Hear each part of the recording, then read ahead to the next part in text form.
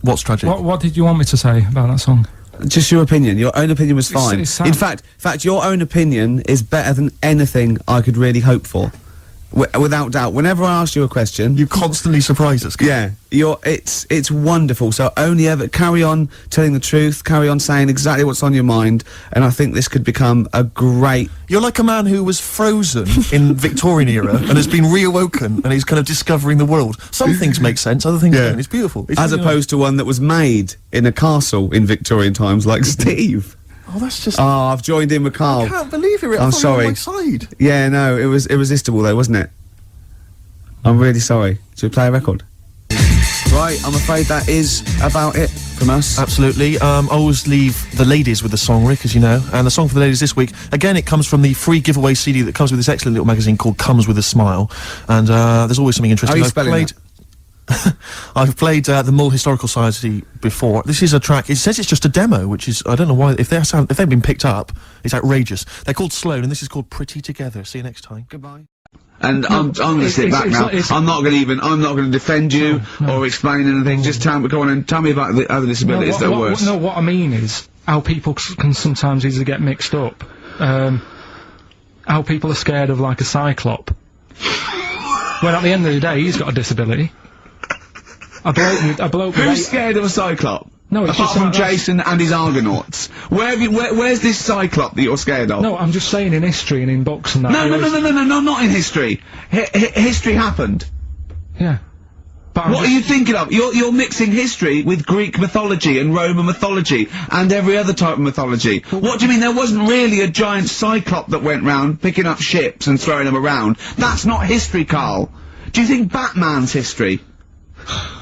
No, but this was it was ages ago, wasn't it? When we were sort of. No, I'm not saying it didn't happen ages ago. I'm saying it didn't happen. Well, it might have done. There's no. I mean, what's so ridiculous about a fellow with one eye? In the middle of his head, and he's big and scary and lives in a Why is he cave. scary? Because he's got. What if he had 8 eyes? I'd be scared of him. At the end of the day, he's got a disability. Oh, we'll talk about it in a bit. Bobby Womack across 110th Street on XFM 104.9. I'm Ricky Gervais, with me Stephen Merchant, and over there, Karl Pilkington. Can I just remind people that... A man so stupid, it isn't actually offensive. I just want to put that out there. Yeah. Okay, good. No, just wanted to remind people that they can get in touch on the text 83XFM. You'll need that text number shortly because we're going to be playing Rockbusters very soon. Gav has texted in, and he says quite simply, "What's happened to the webcam? All I can see is a bald monkey." Well, you're absolutely right. We'll try and get that sorted out for you. But we're rockbustering now. Should we do it now? Should we do it now? Set it up now. Okay, great. Yeah. So you should just remind people, Rick, particularly if they're trapped in Antarctica for the next 3 months, what this game is. Well, this is Blockbusters, just totally ripped off, and the clues are bands and artists. Karl says they're cryptic clues. They're not cryptic clues. They're more like, what word am I thinking of? They're tenuous. Some of them don't work at all. So it's really, are you in tune with a shaved monkey? I mean, it's nearly embarrassing to get the clue. I pride myself on that I don't really get them. And I'm sort of proud of that, because you shouldn't. Yeah. But anyway, I think I've given it a big sell. Yeah. Now, you do win tat today, but the big prize is going forward to be in the draw in 5 weeks' time, when there's a signed Homer that I got Matt Groening to draw. If you go to rickygervais.com, you can see him drawing it. It's an original. Well, if they want to see it, they can go to xfm.co.uk/Ricky, and it's actually, just click on it, you can have a look at it. Oh, you can see all the pictures there, can't you? There's also a signed Nigel Tufnell poster, and us three as Flanimals. But there's a little actually video clip. I was on rickygervais.com. You can actually see Matt Groening drawing it. Well, So those prizes are the ones the big prizes you can win in 5 weeks' time if you get to the grand final. In the meantime, it's the usual selection of mediocre gifts which will be given away. that we found in a drawer that people would have sent us to give so away. first up we've got I think most people would agree, the mediocre John Travolta film Ladder 49, which I think barely made it into cinemas over here. We've also got on DVD. And what were you? And we're giving that away. We're giving that away. Brilliant. On DVD, the TV series Grumpy Old Men, which I think is repeated every single night on BBC Two. Oh, and and that's free as well, is it? Yeah, oh, that's very Oh, well. okay. That's very well. We've got the complete third series of Alias. Great gift, only if you've seen the previous 2 seasons, so, Is that the one I'm in? I don't know, possibly. French and Saunders at the Movies, a collection of all their hilarious movie spoofs, again, on television, I think, every Friday. And, the TV series Operation Good Guys. You know, fine series, but you could see that on UK Gold most nights. So, once again, an excellent selection. But if you win all those and take them straight down to Record and Tape Exchange, you will be able to get 2 albums that you actually like. That's exactly right. So, Well, people send us them, so they sort of get bigged up on the radio, so that's done. We don't need to, worry about that. angry. So, anyway then, three clues. Well, and hang on, that- let's play the jingle. No, I haven't got one. You not got a jingle for Rockbusters? No. Oh, do one quickly now. Okay. Rockbusters. Brilliant. Alright, so we got 3 of them. Cryptic clue and the initials, the band, it could be a band or an artist, we've done all that, haven't we? Yeah. Right, first one. The fella Oh, for let his wife know how he got the bruise on his leg. Right? Give us that again. The fella let his wife know how he got the bruise on the leg. He got a little bruise. Yeah, well, it's all, imagine It's that in the always Times crossword. You read it again, it's slightly different. Every time I look back at this crossword, it's slightly different. All the words change. The It can't be initials- cryptic. The initials there, CL. Right? CL. Fella got a bruise on his leg. He let his wife know how he got it. What's going on? Right, second one. All the muttering! And what's the next, second cryptic one. clue? Second one. That Potter lad had a lot of bottle doing all that stuff with the wizards and that. Right? He had a lot of bottle playing with the wizards and that. What's all that about? Right? I love it! He always asks, what's all that about? TB there, band or artist, the initials TB, that Potter lad, he's got a lot of bottle doing all that stuff with the wizards. Right? And the third one, the Buddhists won't be able to get in their temple without these. Oh. What do they need, right? The Buddhists won't be able to get in their temple without these. The initials TM. Right? 83936 is the text number. We don't want to receive emails from this because we can't be bothered, so just a quick text. Make sure you include all 3 answers. We're not interested unless you've only got, you need to get all 3. Yeah. But the winner may only get 2, but it's it's the first one with the most right answers. And if that you're- wins all those DVDs. Alias is a box set, to be fair. That's a pretty good prize, that Oh, one. you could probably get, two CDs when you take that down to Record Tape Exchange. Just And about, you right? don't need to see the first 2 seasons because you won't know what's happening anyway. Oh, okay, fine. I'm excited to think that there's some people now in Antarctica just scrabbling around to get a pen, Yeah. just trying to figure them out. You know, they'll probably stew on that for the next 2 months. Been hanging on for Rockbusters clues, I imagine. There's the answer. So on, give us the clue again quickly. Alright, so the first one was, the fella let his wife know how he, got the bruise on his legs. Go on. Right, that was, Courtney Love. Yeah, Courtney Love. So that's Courtney Love. So that's the fine. first one, CL. So that one's fine. The second one, that Potter Oh, lad. what am I doing? Letting that one Just go? let it go, just let it go. Am I just letting that go? Annoyingly, we haven't got time to take issue with it, Rick. Okay. That Potter lad, he's got a lot of bottle, hasn't he, doing all that stuff with the wizards and that. Go on. That's, Brave Harry, yeah, the Bravery, current sort of XFM band, the Brave Harry, that works as well. No, it doesn't. And the last one, No, it doesn't. No, it doesn't work. the Buddhists It doesn't work. won't be able to get in their temple without Doesn't these. work. Brave Harry. Brave Harry. Doesn't work. Brave Harry. The Brave Buddhists, Harry. Buddhists won't be able to get in their temple without these. TM, that's Yeah. the monk keys. Forward Inc.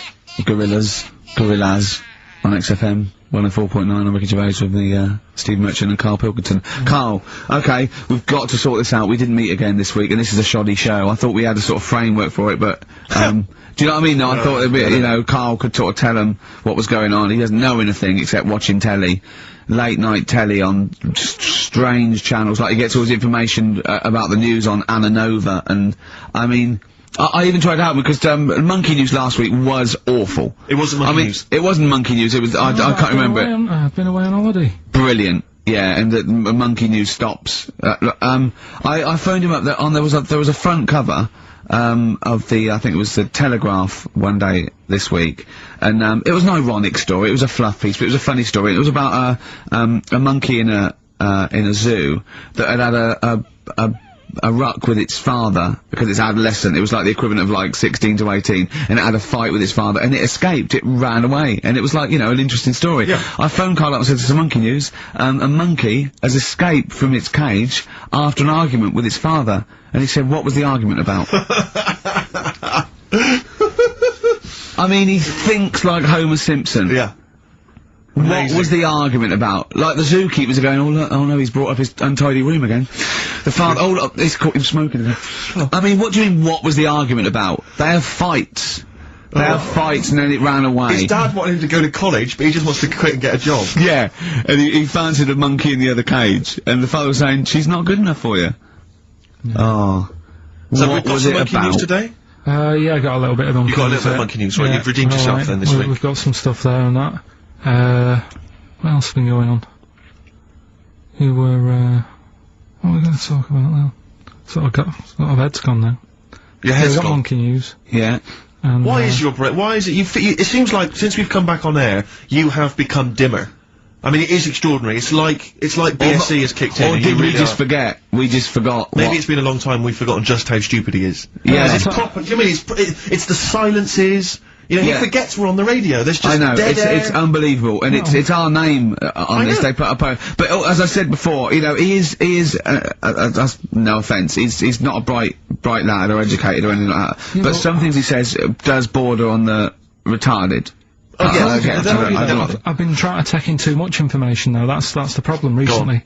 Well, I said to you last week, I've been like reading more books and what have you, and trying to take in too much, but the problem is, like even watching telly and that now, Suzanne said to me, you know, stop doing that, stop watching telly late at night and going to bed, because it's making your brain too active.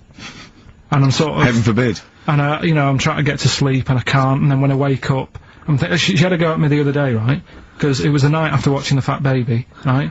Woke up in the morning, and, she had a go at me, because as soon as I woke up, I said, it was something like, "How can you freeze time?"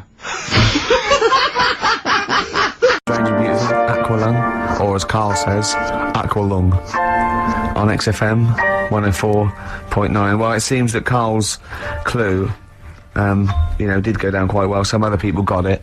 The game show as a whole has been well received. Well, I have to say the email. You know, we've had loads of emails, Rick. You know, I mean, we've had let me just count 2. Yeah. And one of them was aimed at Simon Mayo. Came to us by mistake. They thought they were listening to Mayo. Yeah. And the other is saying Karl enough that they love the game show. Radio 1 with less people. Yeah, yeah. And so, despite the fact it was a stolen idea, I think we Yeah. can do it again next week. Just And like- next week, let's rustle up some prizes as well. You're just like your little magpie, aren't you? Thieving shiny ideas from Mayo's nest. Absolutely. So we played Lynyrd Skinner just before the ads, and I was just looking at the compilation it comes from. It's a great combination. We took this from Driving Rock. Yeah. Which I imagine This is not available in the shops. Exactly. I imagine it's come straight from the personal collection of maybe Taron or Foxy. Or Canfield. But there's some great names on here that I'd like to see. Maybe we could He's a play little them. Vance, isn't he? He's a tiny Vance. Exactly. You know, like you're a little Mayo. Canfield's a little Vance. I mean, these are some names. You just Go don't. on. I haven't heard them for a long time. Go I'd love on. to hear them again. Alana Miles. Black Velvet. No, rubbish. Rhea.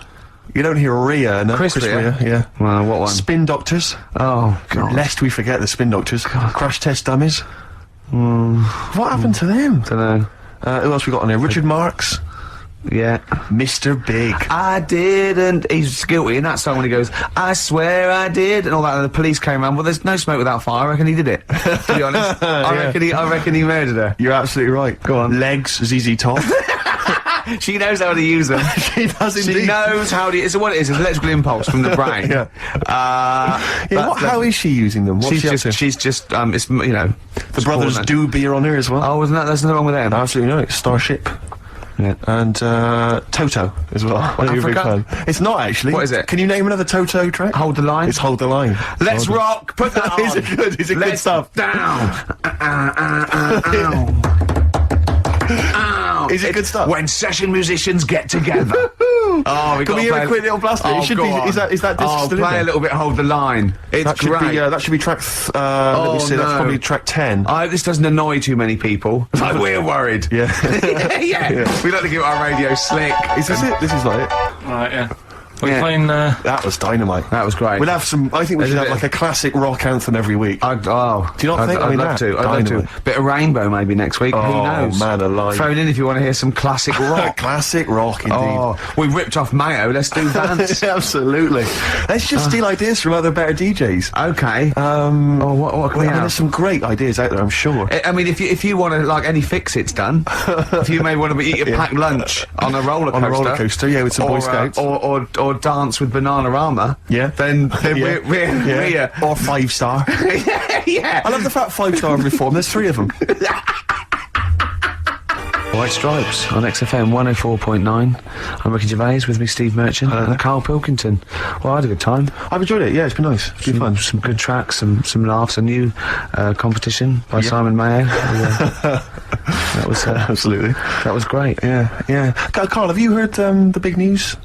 That Ricky Gervais is looking to take up. Well, you explain it, Gervais, because it's not big news. No, What are you talking? What do you mean?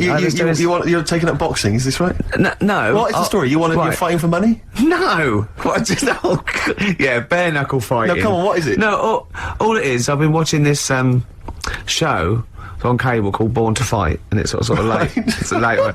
We flick round, and I think it's on After Roadies, which is like Roadies? yeah, it's one bloke with a camera who goes on tour with different people. Like he went on with Motorhead. He went with the Meatloaf tribute act. He went on with Coldplay. Was in one of them. It's and it's the Is sort this of when this like cheap all the sort other of cable. channels has been switched off? This is the only one left. Exactly, yeah. And there's one called Born to Fight, and they just take a different story. It might be like an amateur fight, or it might be an unlicensed fight, not illegal, or it might be white collar, which I'm thinking of doing. What's white collar? White collar is just people who want to fight. And it's organised. Is it like It's Fight charity. Club? Yeah, but it's charity. It's safe. It's a charity do. You know, having like big events, and it's just 2 people that aren't boxers, aren't amateur boxers, and they get in the ring. And they do three 2-minute rounds, and they just lay into each other. They've got head guards on, and Rick, I don't mean to alarm you, but we work together obviously, and we make the office and stuff. Your face is my fortune. I can't have that it. must be a bit of a worry for you. It is. I'm not going to say. Well, your heart as well is also a concern. Yeah. And you're eating and stuff. But when I said I was going to get fit, you were going, no, Gervais, you're only funny because you're fat. No, I agree. This is true, but I'm saying there's a difference between being fit. Yeah. And I would say, Getting for your instance, face smashed in. don't eat kind of cheese and bacon, on their own all day, all Right. for breakfast. So what I'm saying is there's a difference between exercising and then having your face beaten in. And what I'm saying is that I just don't think it's a good idea. But I might win. No, well, I don't. That's irrelevant. You're still going to take a couple of blows to the face, and the point is this, Rick: you're not going to win. Why? Because you are delusional. You think that you are probably the world's greatest boxer. I know. Ever since I've known you, you seem to think that that's the case because you've watched all the Rocky films. And you think that's fair enough, that seems straightforward enough. But look at your physique, you've got some upper body strength, but, you've also got some lower belly strength as well, I noticed. And my concern is you're going to go in there and you're not only going to be a broken man when you realise that you're just not as handy in the ring as you thought you were, but also you're going to incur some injuries. This is fighting talk. This is fighting talk. The first rule of Fight Club is don't talk about Fight Club. This one's we want to do it more now, just because of you. It was the same when Adrian didn't agree that Rocky could beat Clubber Lang. Yeah. Oh, she made that mistake. Then she made the same mistake with age, Drago. Rick? At what age? She turns up at the end to take a bit of the credit, didn't she? When you were this kind of thin, nimble youth in your makeup and your eyeliner and all the rest of it, I bet you had no idea, you had no thoughts about boxing. It never came into your mind, did it? So at what age did you suddenly think, wait a minute, I've taken the wrong path in life. I could have been the world heavyweight. I don't think I could. When have you suddenly decided that you can suddenly be a bit street tough? I don't understand why this has suddenly come about. Well, I'm not putting out a shout, am I, to fight people? It's not like Noel Gallagher and Robbie Williams. But you've got to find someone else presumably to fight with. Yeah, but it'll probably be a businessman who wants to fight. Right. Do you know there's something really weird about that? Don't you think that's like, if you just listen to yourself, I want to fight I want to fight a businessman. Please may I fight a businessman? I want to fight a businessman. It's what you just said. I want to fight someone who wants to, it's not. I want to fight them though. I want to fight somebody. Since you're like that, it sounds a bit mad. Bring them on, I want to fight people. No, but it's more the effort and the training and the commitment to it, like climbing a mountain. I mean, I think climbing a mountain and doing a marathon is ridiculously macho. It's not the fact that you can do it. No, that's not macho compared with it's boxing. macho, isn't isn't it? Climbing, there's no reason to climb a mountain, there's no reason to do a marathon. If you can run a mile, that's all you need. The fact that you train is to whether you can do it yourself and achieve something. And this is more like the training and the learning skill and then seeing if it works. I don't want to get in there. But aren't you concerned about you might get beaten? Or you might get beaten up, I should say. No, what's the worst that can happen? You'll get black eyes, bruises, and bruises. Gervais, let me just remind you of the time we were working in your flat, right? And you immediately, right? I don't know to this day what happened, but you started choking. You clasped your chest. You were breathing, wheezing, right? I leapt over to you. I remember screaming, I don't know the Heimlich maneuver. Yeah. If you've swallowed something, I can't help. Yeah. You gained your breath, you gained your composure. Yeah, I said, what happened? Did you eat something? Did you go down the wrong way? You said, no, I swallowed some dust. I swallowed some dust. You breathed some dust in that was in the air. There was some dust in the air. You breathed that in. It knocked you out for 2 days.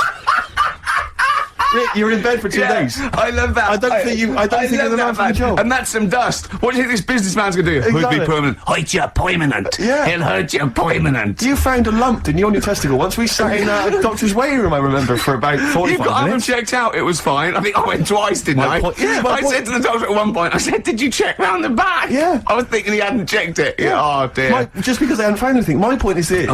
You're something of a hypochondriac. You know you're something of a hypochondriac. You know that already. So, why do you think this is going to be any different? Wow. If you take when you take the first blow to the head, you take the punch, you'll immediately think that you've got some kind of, brain disorder. No, I've always wanted to do it, but I just thought, I wanted to make sure, I wanted to know that I definitely lost my looks. Right. And, I've seen some of the publicity shots, I've got mirrors and mouths, so now, because I've definitely lost my looks now, I've got nothing to lose. Yeah. So I want, maybe a younger, more handsome man, I want to teach him a lesson. I'll end with this. Right. For people who listen to this show regularly, Yeah. you already sound like you're punch drunk. Alright? And that's just your natural way of talking. Please, let's not do the real thing. Oh, play a record. Oh. I mean, is it going to be televised? Well, we could get it on DVD, maybe release Alright, now it. I'm interested. Okay. Is there money to be made? Yeah, lots of money. Well, maybe we should talk about it. Okay. You join us now live at Shifty Old People's Home, where TV star Ricky Gervais is taking on his first non-professional bout. Ricky, who are you fighting this evening? A bloke called Pete Smedley. Okay, Pete Smedley. How old's Pete? He's 72. 72 years old. Yeah. And now you're very excited about the fight, I know. Pete's just recovered from a massive coronary, hasn't he? Well, I don't want to get into that. He's deemed himself fit, and that's good enough for me. If he wants to fight, listen. Right, someone just called up and said they'll fight me. He sounded This is such a bad idea. pretty tasty. I said, how tall are you? He said 5'11". I said, what do you weigh? He said 13 stone. I said, how old are you? 27. I explained to him I'm looking for someone a lot older and smaller. Absolutely. lot older and smaller than Don that. Estelle.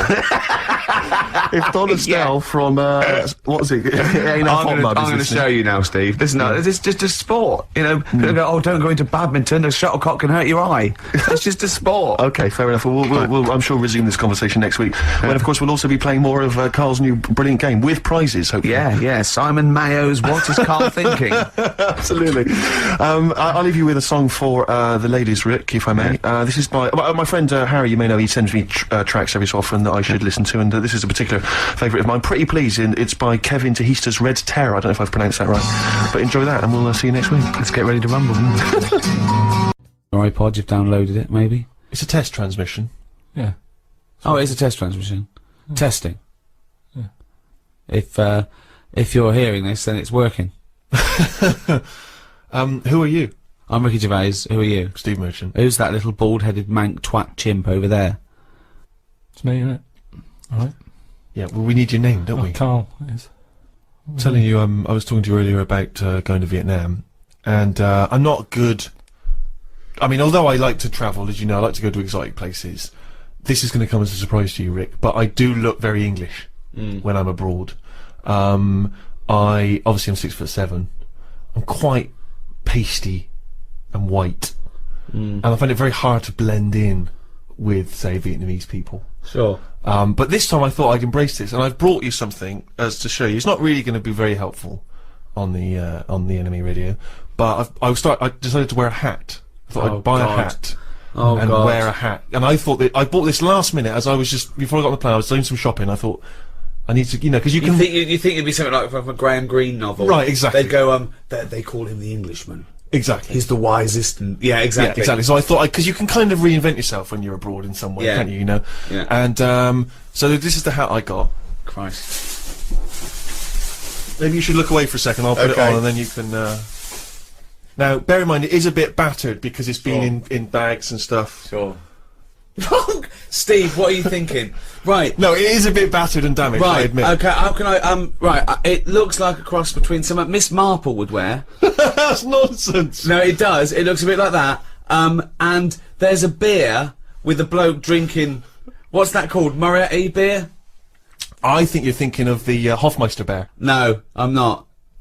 It looks like Miss Marple's hat. It doesn't look like Miss Marple's hat. does. It's kind of moddy, isn't it? It's not. It's a tweed thing that comes down that an old lady would wear. Not tweed. What It was are you talking about? a librarian lady would wear in the 1930s. It's not tweed. I have never seen it. That you didn't really buy that, did you, to wear? I did. No, you didn't. Yes, I did. Right. Can I take a picture of this and I'll put it on my website?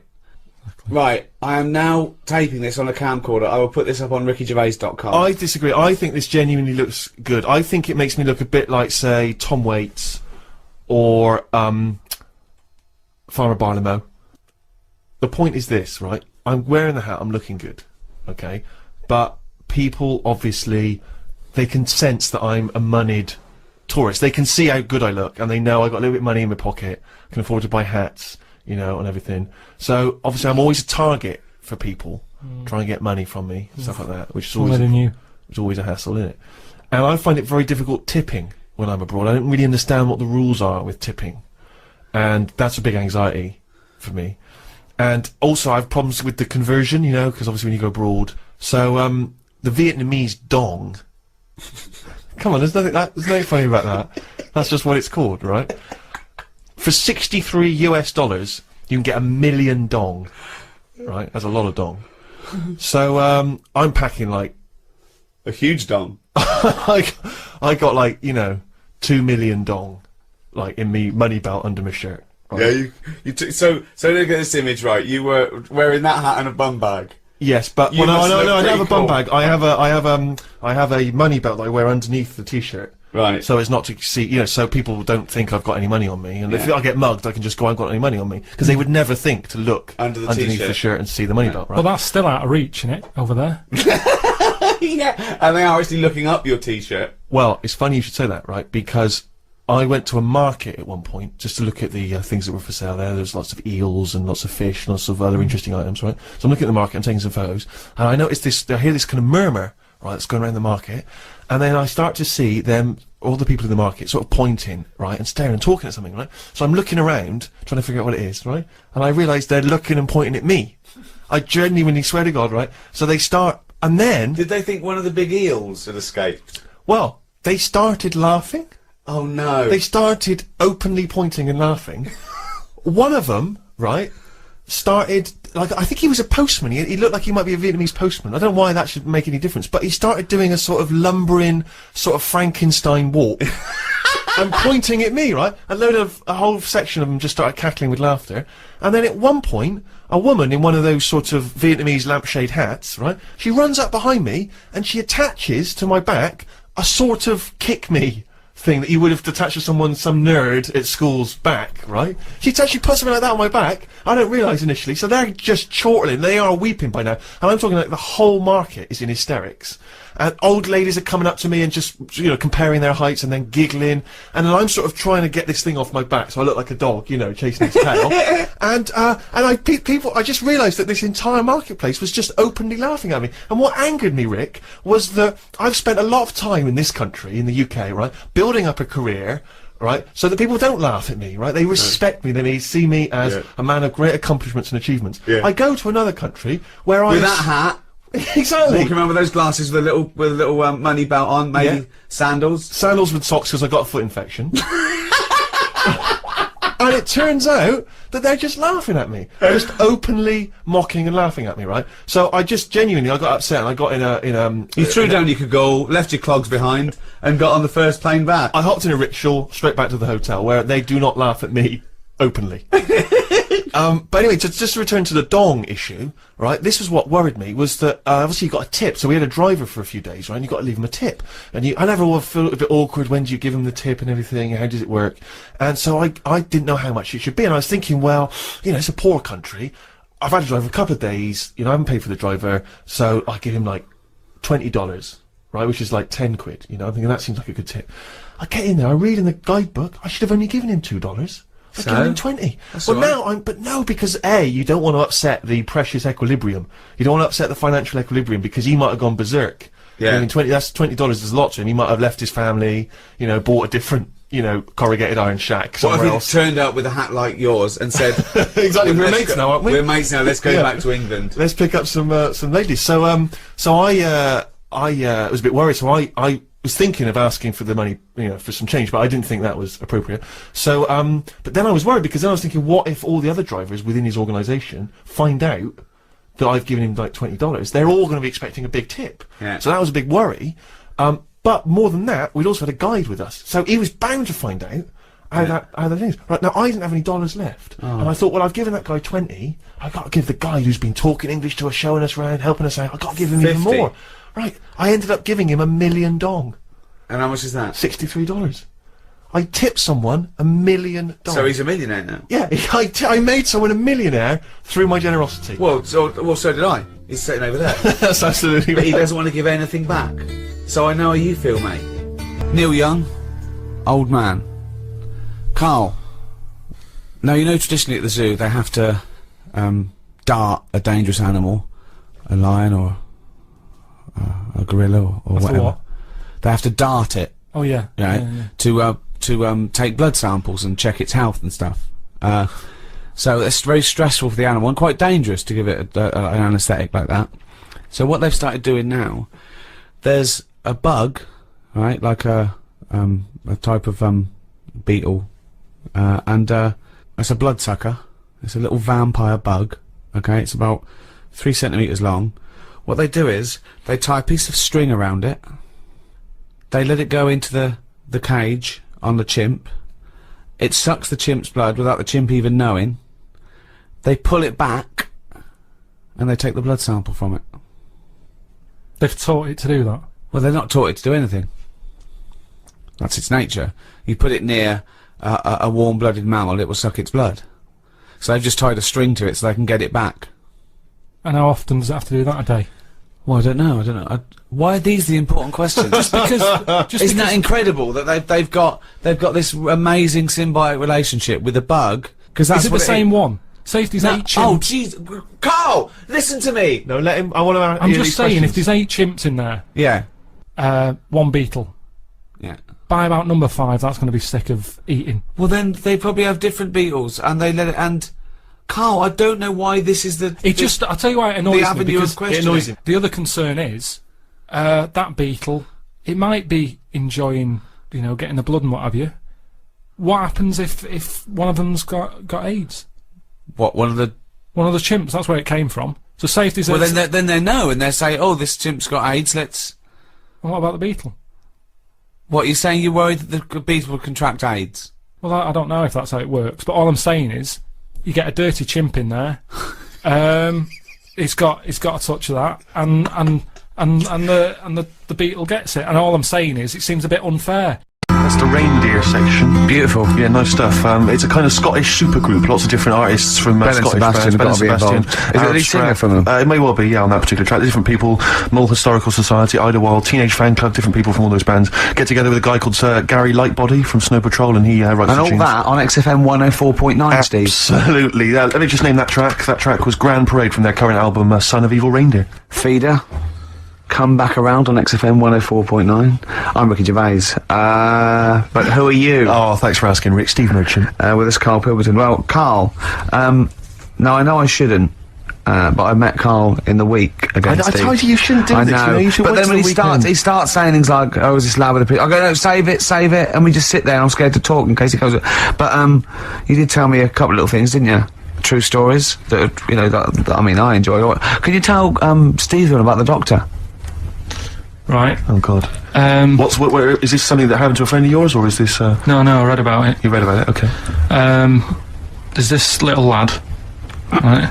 Okay. First of all, it's years ago, right? When they didn't have decent doctors in like every town and that. Yeah. And this little kid is dead ill, right? Yeah. And the local doctor. Well, there's a phone call involved, so I don't really let get me the get impression to it. that it's like medieval times. Yeah. Yeah. But I didn't say that. I just said it's years ago. Go on So then. this kid's ill, right? Yeah. And he's lying in the bed, and he's all going funny colour and that. Yeah. And his mum says, I'm going to get the local doctor round. The local doctor comes round, and she says, oh, so I don't know what's up with him. He said, leave it with me. Leave it with me. He said, the doctor said that. I'll have he said, I'll phone up a top doctor. Okay. Who was in America or somewhere like that. Yeah. And so he goes to the phone in his office and he calls America, and because it's years ago, the phone line isn't that good, it's all crackly and that, right? Yeah. So he's talking to the doctor and he's saying, I've got this kid, he's a funny colour, and he's really weak and that. I don't know what's He's up not with him. giving him much to go on. Right? Sure. So the American doctor, right? Yeah. He goes, yeah, what you want to do? And it's all breaking up, right? Yeah. He goes, what you got to do? You got to, it's all breaking up. You've got to give him some, parrot's blood, right? Some parrot's blood. Well, that's what he thought he said, but the line was really bad. Yeah. He meant parent's blood, but he heard that he said parrot's blood. He said, right, I'll do that, leave it with me. I can see where this is going. He goes to, a pet shop. He says, give us like half a dozen parrots. Sure. Takes them round to the kid's house, takes the blood from the parrots, puts it into the kid's fine. The kid's fine. I've never It worked. such a load of shite in my life. I've never heard such twaddle, such just made up, enhanced, exaggerated in my A life. load of old rubbish, Karl. I mean, when he told me this, he said, the doctor said, what do I do? And the doctor on the other end said, give him some blood. And the doctor went, where do I get blood from? So hang on, wait, I just need to Where do I get blood from? Give him some parents' blood. Give him some parents' blood. Give him some parents' blood. Yeah. But hang on, I just need to know where you read this. Carl. Where was this? Where did I you read stitched this? you up. You know what he said? He said, so do you believe it? I went, tell it to Steve. He went, do you believe it? I went, tell it to Steve. Carl. where did you read it? That was on the internet. What? About Where is it on the illnesses. internet? I'm always looking at stuff. I was looking at stuff this morning because of Yoragella last night. eating all that funny food and that, and also they all got a bit scared last night, didn't they, with a snake? I didn't see that. So is this I'm a Celebrity, Get Me Out of Here? Yeah, he got all worried about a snake getting on the sort of wandering about in between the sleeping bags and stuff. Yeah. And they were all scared, and it's so Leave easy. it with me. Sorry, the doctor says, leave it with me. Yeah. Leave it with me. Well, they were all scared because there's a snake, and it's so easy to find stuff out. Before they, where are they? Where is this jungle? Australia, I Right. think. Before they went, give it half an hour on the internet. I found out with snakes, you don't need to worry, right? They're deaf. They haven't got any ears. Right. So as long as you're really quiet, Creep it'll, around, it'll yeah. probably leave you alone. Yep. And also, they don't have eyelids. Uh-huh. So they were suggesting if one's coming towards you, just like kick sand in its eyes because it can't blink, and it leaves it a bit like annoyed, and it wanders off. But they didn't do any research before they went. Yeah. And that's I think your knowledge would hold you in good stead. I don't think you need to know any more than you know. Well, we're going to come back to that because he also explained to me where a saying comes from that I want you to be part of. But and also, you should mention as well, Karl, you've come up with a competition, is this right? brilliant competition. Have you dreamt this up? He thinks this can go to television. Is this an idea you've come up with? Yeah. Karl, I'm so looking forward to So it. I mean, I'm looking forward to it. Continuing our exposure of myths and legends of Rockfall Tale, we expose that myth that some maybe older rockers have had it, and they've got they were never any good, and the Yeah. kids today. Oh, I don't wanna hear that. People like Rod Stewart. Rod Stewart is a great artist. He's He's a slightly laughable man, but a great artist. let's go back to when he was rocking. When he cut the mustard. Yeah, Rod Stewart, you wear it well. Great tune. On XFM 104.9. Yeah, this doctor, I mean, we should find out who he is, really, and if he's still practicing, because it worries me a little bit that, he did that. Also, I mean, he thinks he's got away with it, but how could he be sure those parrots wouldn't talk? True. Do you know what I mean? There were 6 of them, they probably got together and they probably put it on the internet. I mean, I feel that story, Carl, it asks more questions than it answers. Yeah, really. Like most of your stories. Yeah, that's the problem. I always feel like I need a little bit more information. Like, did the parrot boy continue to live? Yeah. To a ripe old age, or did he die weeks later after this charlatan doctor who was going around, spurious and Did he break his nose trying to crack a big nut? No, I think he was alright, he lived to a... See, I'd have shouted, if I was that doctor, I'd have shouted that down the phone. Are you sure you said parrot's blood? Yeah. You sure it was parrot's blood? Listen, I mean, I'm not the best doctor in the world, but did you say parrot's blood? Yeah, but what you're forgetting is you're going back to the time where, like, they used leeches to do, like... No, we're not. We're going back to the late 70s if there's a phone call to America Direct. Come on, Carl. They weren't calling America, like, in the medieval times or in the Victorian age. Come on, think about it, Carl. Yeah. This has got to be like the 30s or 40s, the earliest. Right. I'm intrigued to know where this. I think there's someone on the web who's just putting information on there to lead you astray. Yeah. Because you're the only person who finds this stuff. Other people are using this to write theses. What were you looking up that then? What were you I always look at weird stuff. What were you looking for? But what do you type in the search engine to find parrot blood stories? What were you looking for? There was this woman with a weird head. Why were you looking for that? What were you Just because I'd heard about it. I'd heard, like, someone talking about it on another station. Right. About this woman with a funny head. Right. I love the fact you're intrigued with these things. You go in the basement of Waterstones or Dillon's or somewhere, and there's these medical books that you're loving, mate. Yeah, but this is free on the internet, isn't it? It's all there. Yeah. So what you typed in? Weird head woman or? I think lady with head. Yeah.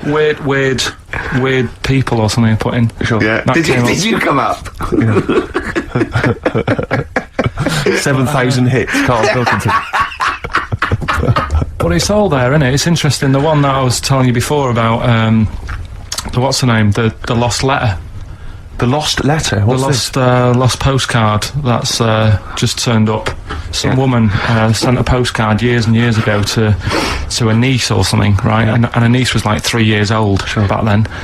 And just now, like, I think like yesterday or the day before, the postcard turned up 74 years late. 74 years later? It took 74 years. And that 3-year-old girl's been living in the same house that whole time? Well, yeah. Sure.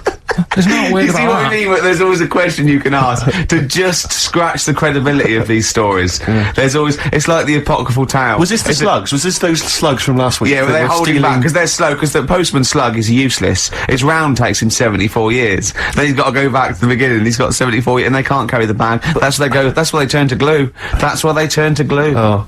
It's pitiful. It is pitiful. So you don't believe that someone sent a postcard years ago and somehow it's been stuck in the bottom of a post bag or something, and it's only just stuck in the bottom of a post bag? Yeah. That means that there's like a 95-year-old postman who's still wandering around. Did you have to pay like the difference on the charges?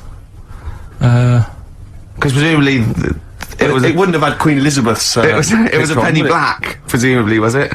Yeah. What would be on the stamp? It would have been invalid, surely. Don't know. See, these are the questions you should ask yourself. Because if it's the postman's fault, the post office can't turn around. He was only 3 at the time himself, wasn't he? He was dead. No, he is dead. Yeah, he'll be well and truly dead now. Yeah. But the fact is that the post office made an error, right? They lost this letter. Sure. It's only just turned up. They can't turn around and say, sorry about this, I hope it isn't urgent. It's turned up 74 years late, and by the way, you owe us 25 pence. Yeah. They wouldn't do that, would they? That's true. So that's true. You're go. asking questions, though, you see? That's true, you see? Hello. Testing. This is a special transmission. A special one-off show. With me, Ricky Gervais, Stephen Merchant. Hello there. And the little bald mank twat that is the shaven monkey known as Karl Pilkington. Right. Now, Rick, just a quick question, because if people have just stumbled across this, perhaps on the internet or on their TV channel, they're probably going to be a little bit alarmed by what you've said there. You come straight in with little bald mank twat, and a lot of people don't know who that little bald mank twat is, so maybe you should clarify. Well, I'm Ricky Gervais. You probably know me from such shows as The Office and Extras, cameos in the odd film. My long-term partner, not in that way, Stephen Merchant. Not in that way. Stephen Merchant, yes, I was involved with some of those projects, but I've not been in a film. And we met Karl when we went back to XFM as Conquering Heroes. We were let go when XFM changed hands, and then we did The Office, and then we came back, and we were big shots. No longer did we need to run the desk or press any buttons. So we were assigned, how can I put this, like a stupid lackey. Yes, yes, proper, I mean, probably the person who was lowest on the rung. I'd have thought at the so. radio station. They said, oh, give it to me, no one wants to work The Saturdays. caretaker didn't work Saturdays, so they gave us Karl. And we met Karl, and I was first struck by the roundness of his head, I'll be honest. I thought, this is a bald man, a little round-headed, bald freak of a man. He opened his mouth, he spoke funny. Well, actually, he spoke without opening his mouth. That was the second thing that struck me. He just had this slack-jawed gimpness about him. Words came out. I think they got the idea now, anyway. Was what? Do you feel that that was a balanced explanation of your meeting with us, or would you like to offer any extra detail there, Karl? Well, with every meeting, there's a different story, isn't there? The way you sort of looked at me and thought, he's weird. I saw Steve. It was like a triangle. Ricky was looking at me, I was looking at you, thinking that's weird.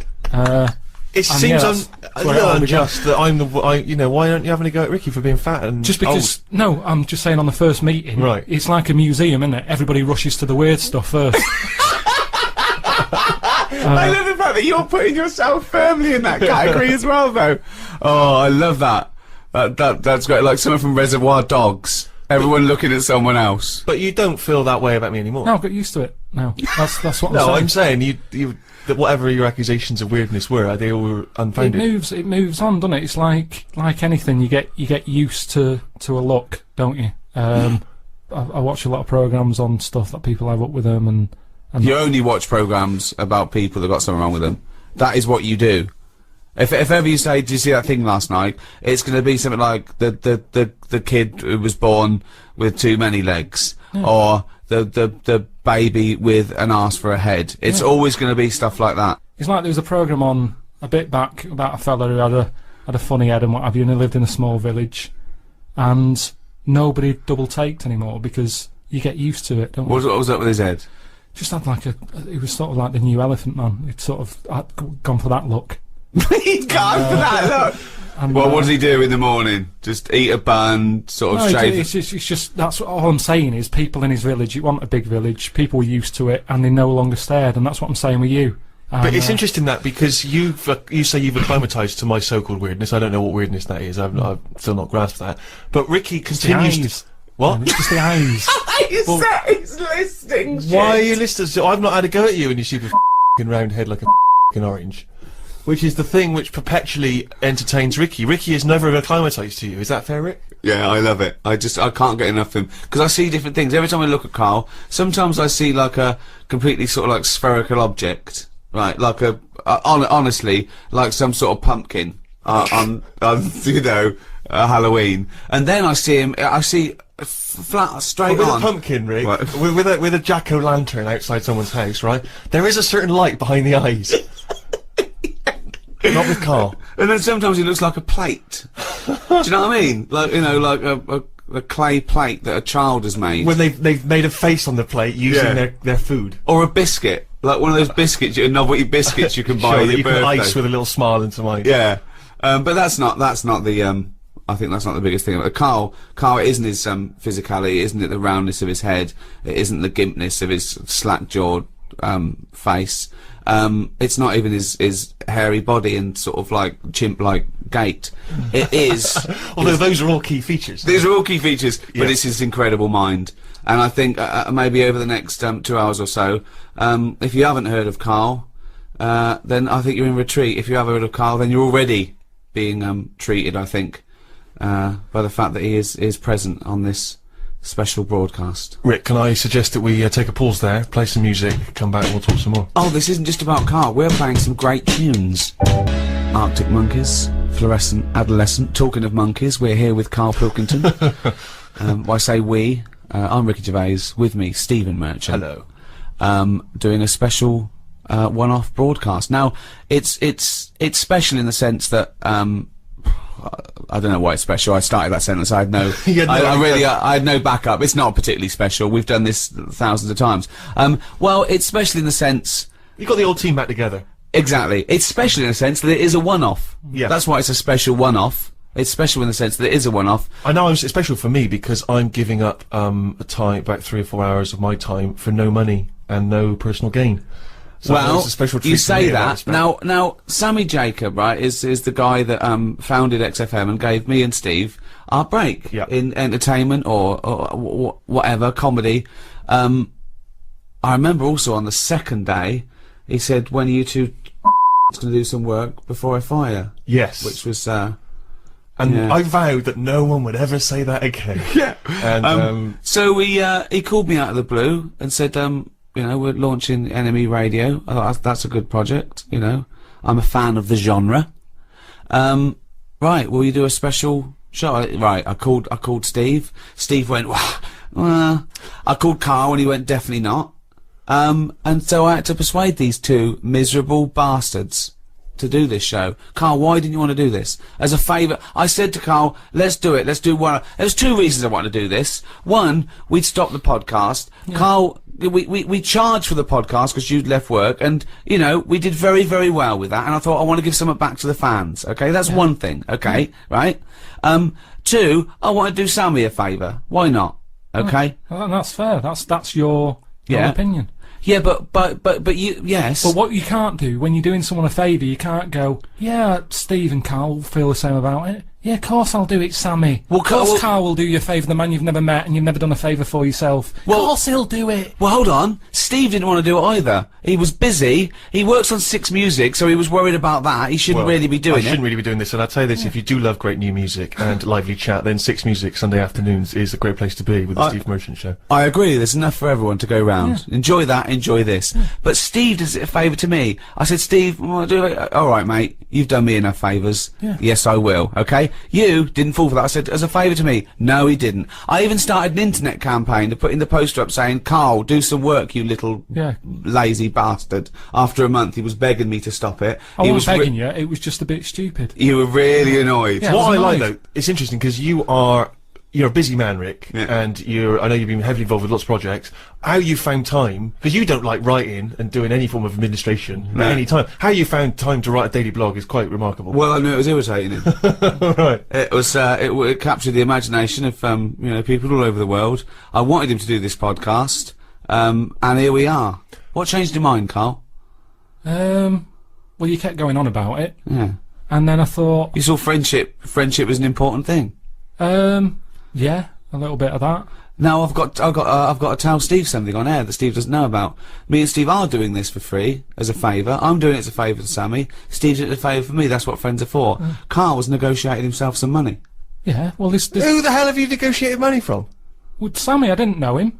I owe this man nothing. I'm not doing anything for free. I've got bills to pay. We've all got bills to pay, right? Oh. You've got other work that brings you money in. Let me just stop, because... Sick of it. Wait, though, because this is interesting, because, as you say, Rick, you're doing this as a favour to Sammy, he gave you your big break. Now, Rick, you gave me my big break, right? I didn't know Sammy. Ricky gave me a break. I'm doing this as a favour to Ricky. Oh, hold on. Who the hell gave Karl Pilkington a big break? Who would...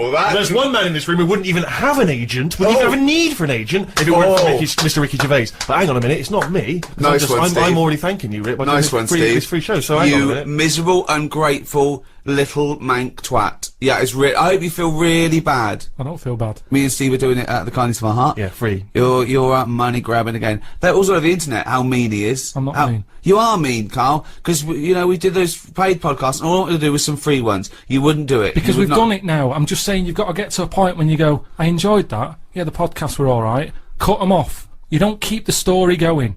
With the Bible, they didn't go, let's do another volume. People seem to like this story. Yes, they did. What? The New Testament. The Old Testament was a Yeah, massive alright, they did it success. once then, they did like a special for the fans. But all I'm saying Sequel, is... one sequel. But they didn't keep going on. And we did 3 lots of the podcast. Yeah. That's more than enough for anyone. But I just wanted to give, you know, the people on the internet something back. Yeah, well, we've given them enough. Sick of the people on the internet always moaning. Why? Who am I? Just moan. Who do? People do. Sick of it. We Calling me should- Graham. They said I'm not even real. They said he's an actor. He's called Graham. That annoyed me. That's the thing that annoyed me the most. Graham. Of all the names. It's just that if I'm not me, what am I? That's the thing that annoyed me most. If I am Not me, what am I? Well, it would annoy me if someone was accusing me of something. 'Cause, I mean, that's the thing. No, it annoyed you because they were stating a falsehood. Yeah, that's what annoys me. That's what did me head in. Let's play a record and be back with Karl after this. Landed from Ben Folds on XFM 104.9, Ricky Gervais, Steve Merchant, Karl Pilkington. Had a fax. Never mind champagne and freebies like that. Just forget that. We're not doing that anymore. It didn't work. Okay, but we are still in demand. Got a fax here, right? So guy says, I produce a programme for the BAS scientists, right?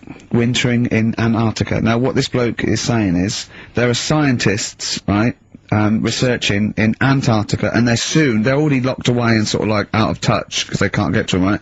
But they're soon going to be living in 24-hour darkness, because through midsummer here, it's darkness for 24 hours for like 3 months, and they're totally cut off, and he's trying to get some stuff together, and he wants us to record a message, and it said, every year, they choose a celebrity to do something, a message, of their choice. They had Rolf Harris, David Attenborough, Jonathan Ross. This year, Ricky is the popular choice. So I'm up there with Rolf Harris, David Attenborough and Jonathan Ross in terms of the vote amongst some scientists stuck in a hut in Antarctica for 3 months. I think they've just got cabin fever. So that's another poll I've won.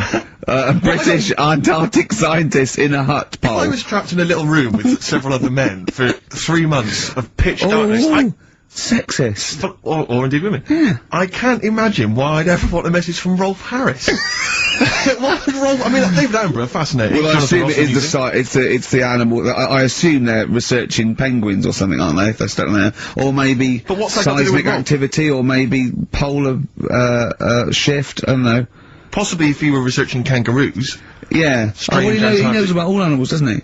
You can take him a budgie with a broken wing and he'll sort it out. Or he knows a man who does. Sure. He can, he'll sort that out for you. And he'll do a picture of it. Yeah. While you wait. So, but anyway, I thought they want a 5-minute message. We can do better than that. Let's dedicate the whole show to them, Steve. We're gonna what? Dedicate the whole show to them. What, was it trouble with my diction? A little bit. I'm just thinking again, you know, we've got to slow down because these guys are there, they're working, they're busy. They're used to, speaking eloquent Yeah, English. exactly. They're used to talking to intelligent, educated people. Yeah. So Karl should be something of a surprise to them. I imagine they'll just flood back early and come back to study him. So, this is, this show is dedicated to all you I know nothing about them. I don't know how many there are. I know they're just, as I say, in a hut somewhere, presumably with a laptop, drinking, hot chocolate out of steel mugs with... Just looking up porn. They're not on the internet, are they? Oh, are they not? Well, no, What's there's the no one with the phone laptop? line. Well, how do they charge up the laptop when it runs out? Well, they've probably got generators. They must have other stuff. They got a telly and that, haven't they? Of course they haven't. No, for DVDs and things. Well, they could probably have a DVD player that would run off a generator and stuff, so they can play. I don't know what we're giving this on CD or something, but and what are they? how can that enhance your life though? That like 2 months has gone, you've sat there, you're chewing Kendall mint cake and just looking round at white walls, right, thinking that the Thing's gonna come in any minute and put you out of your misery, right? And you go, alright lads, it's here, what? A 5-minute message from Ricky Gervais. Yeah. Who? The fella from The Office? Oh yeah. Go on. I mean, so, I don't know how I can enhance. I mean, I go mental. One of them's going, I voted for Ricky Martin. What? Yeah. But I don't understand, what they're researching. You say penguins, but that's just a hypothesis. Well, I'm assuming that because it's Antarctica, where the penguins live. Is there anything else there? What else is going on? Well, There's there's a lot presumably of climate differences and... Well, yeah, because it's atmosphere a changes and land so on. mass, isn't it? Arctic's just on ice, and Antarctica is actually a continent. It's a land mass, so there's stuff there. But presumably not in the winter. I imagine it's like 10 foot of snow, and really not a lot happening. Sure. I don't know what they're researching. It could be astronomy. As I say, it could be some sort of seismic thing. It could be just testing polar melting. It could be penguins. I have no idea. I haven't got the information. I don't think they want us to go into what they're doing. I suppose they already know, yeah. They probably want to know what's happening in the world for, oh, well, we've got the man here. That's an interminable 5 minutes for them. We've already wasted that 5 minutes. They're going to put it on excited to hear from you, and they've just got 5 minutes of us discussing what they might be doing. What I'm worried about is this, so for these 10 people there, we've just annoyed the 200 listeners we've got. Because they're thinking, what's in this for me? Well, we'll have fun along the way, and what I think we're doing, they've been stuck there, as I say, they're out of touch, they don't know what's happening, so Karl Pilkington is the man. We're gonna have a break, we'll have a song, maybe some ad breaks, and then Karl is gonna let these scientists who are stuck away in the darkness know what's been happening for the last couple of weeks. Is that alright, Karl? Well, you know, I don't really follow the news, so they probably play know a more. record. I was Play going a to ask them record. what's been going on. Embrace a glorious day. Well, it is a glorious day, Steve. Brilliant. Every day's a glorious day, isn't it? Well, it is when I'm with you. Yeah, love the world. Yeah. So these scientists, they're stuck away in the darkness. Let's tell them what they've been missing. What's the highlights, Karl, of the last, Ricky Gervais and Steve Merchant and Karl Pilkington, by the way, XFM 104.9, etc. What have they missed for the last, just do the last few weeks. What have they missed? Remember, they haven't got newspapers, they haven't got telly. What's the, look at him, he's looking at me like I just said that in Arabic. What do you understand? Think what's happened. Think what they haven't got that you know about. What have you seen and heard in the last couple of weeks that they couldn't have? Well, like on the news and that, what's gone on in the world and that? Yeah. Well, or just things you've done personally. I think that'll be of less interest. Yeah. Pope's dead. Okay. I like it. I imagine that. Imagine if that was them breaking it to them. Yeah. Like they're listening and you go, what's happened? The Pope's dead. Well, don't say it like that. Break it to us gently, Karl. But I think that's better than how they do it on the news normally, though, isn't it? They make a big deal out of it, and you panic a bit when it says breaking news, and you think, oh, there's a war on. Yeah. And you go, Pope's dead, and you go, well... So you've just used that short, sharp tactic. Yeah. Like ripping a plaster off quickly. I just said it softly, no, Pope's dead. When you know all that coverage of the Pope with like those millions of people that had gathered in Rome and stuff. I was thinking about, you remember we talked about the Queen Mother, and they were queuing up to see the Pope. Yeah, lying like in state. 4 hours to And get once a again, I glimpse. couldn't help but feel if they popped him on some kind of like dessert trolley and just wheeled him past everyone else, they could have got that done in about 3/4 of an hour. Yeah. You know, once again, people not thinking, they're not expanding their minds. So you're Yeah, like me. what, like students and Rag Week with a bed down Put them Oxford on one of those Street? novelty beds. They're all dressed in kind of cardinals gear. Yeah. Just, you know, trundling off and down the, yes. But it's the way they also said they've now got a new Pope. He's hardly new, is he? Why didn't they learn from the last one? Sure. You're taking on old people. Yeah, yeah. My dad couldn't even get a gig in B&Q. There you go. Oh God! So who have we offended? I mean, the thing is, it's like, because soon our offensiveness isn't going to be sort of like we're feeling a bit guilty about offending someone. It's going to be like we're going to be living with Salman Rushdie. Yeah. Do you know what I mean? The things. I mean, that's pretty. You know, don't have a go at the Pope. I'm not having a go at him. It's good that he can carry on working and what have you, but I thought everyone had to retire at like 60 or whatever. Oh, bloody hell. But, you know, whatever, if you can get away with it. Yeah, why couldn't your dad get a gig in B&Q? I mean, he goes there a lot, doesn't he? He goes there a lot! That's why, if you're just joining us for this one-off show because you're trapped in a bunker somewhere in the Antarctic, you should know this of Karl's dad. He's a thief. He steals things, and we've openly discussed this before. He steals this from other elderly ladies and elderly people. Perhaps Oh, he's not like Raffles, though. He doesn't go into their house. He's not a gentleman thief. No, let's put this in context. You know, he's not a villain, but sometimes when people leave groceries lying around in a public telephone box. No, what it was, where they live now, they've retired, right? They've moved. I won't say where they are, but somewhere quiet, right? And it's so quiet. It's not a witness relocation protection scheme. Because there's only about 8 people live in this village, it's not worth, like, the like, corner shops. There's only 8 people living in the village. It's quiet. The village of the damned. So anyway, rather than keep the shop open, you're meant to call up and go, alright, Harry, I need some milk today. Right. And they stick it in a phone box outside in the shop, and my dad found that out. So when he's been out, just stop off at the phone box, have a look at what's left lying around. Yeah. But of the 8, I mean, there's 8 people in the village. My attention would be instantly drawn to the dodgy Manc fella. I mean, do you know what I mean? It seems, in Manchester you can probably get away with this, there's a lot of scum up there, but down in this little village, you know, you got a little Miss Marple type and a little, you know, country policeman. He's stopped doing it now, Has he? Stop doing it, yeah. Cleaned up his act. I met, Derek Okora the other week, Oh yeah. right? Now, who's he? Which one's he? He's, Is he a medium? He can contact the dead, is that right? he just chats to him and that, passes messages on. Nice of him. So I said, oh, tell us something a bit weird and that. So he said, what do you want to know? I said, just something weird. So he goes, alright then. He said, here's one for you, right? And he said, there's this pub out in the country. And, he said, there's this mug. Do you know those old mugs that they have? Where they used to like leave their own cup knocking Like a about, didn't they? Oh yeah. Tankard thing. Yeah. So, so there was one of them mugs in there, right? And everybody... Tankard, let's use tankard if we've established Alright, that's the word. tankard, yeah. Because you're the only mug in this story. Right, Believing it all. High five. Great. So this tankard's knocking about, right? And everyone who's running the pub keeps going, oh, I wish they'd stop leaving this tankard about, right? And they pick it up. It must be a pain. Having a tiny, small tankard in a pub. That must be a real grind.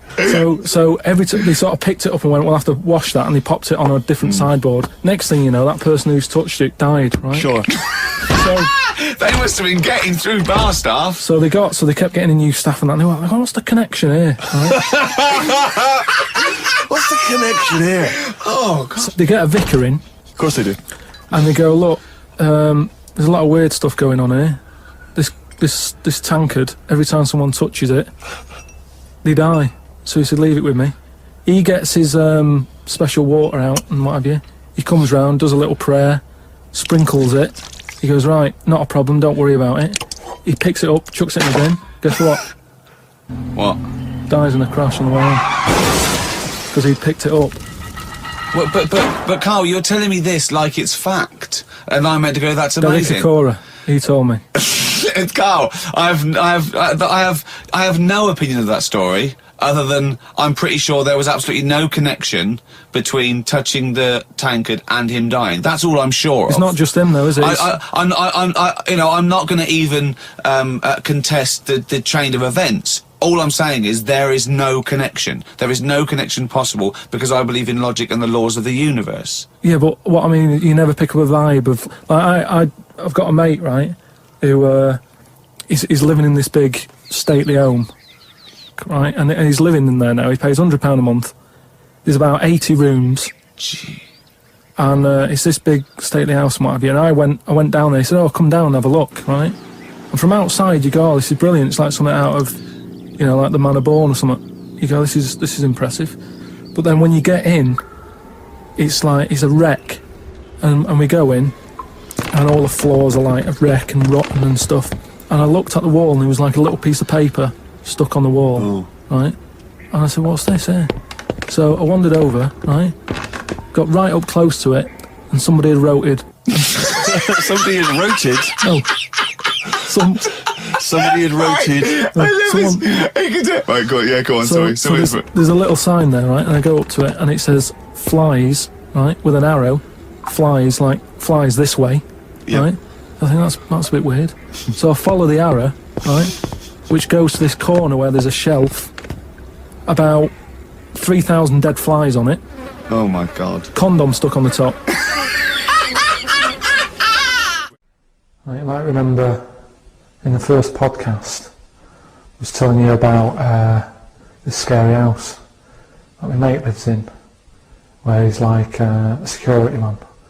You're not like a security man, are you? What are you? Well, I just look after it. You just look after it and that. He just looks after it.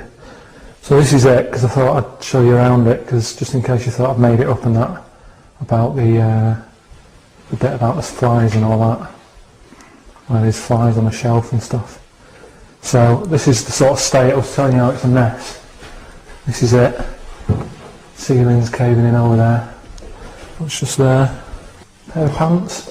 Right then, we've found the room that I was talking about on the podcast, with the dead flies and that on it.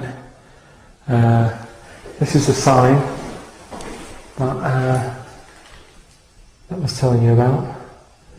Got a fly on it, right? Little arrow. There's flies here, look. Little ladybird there. Oh, flies attacking the ladybird, look. Right? So you've got that. So follow it along. Right? You think, oh, there's nothing there. And you've got, you can get the camera up there, right? Look at that lot. Dead flies. I'm just showing you this because some people have said, oh, you made it up and all that. But there's no way, just for the sake of the podcast, I'd go around collecting that many dead flies. There's a condom as well that I was talking about. Weird, isn't it?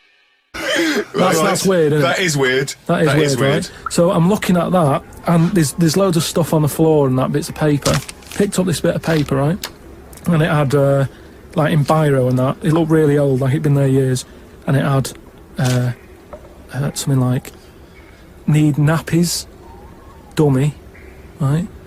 Blankets, blah, blah, all this, like, all stuff for, like, and I turned it over, right? And it said, none of this now needed, baby dead.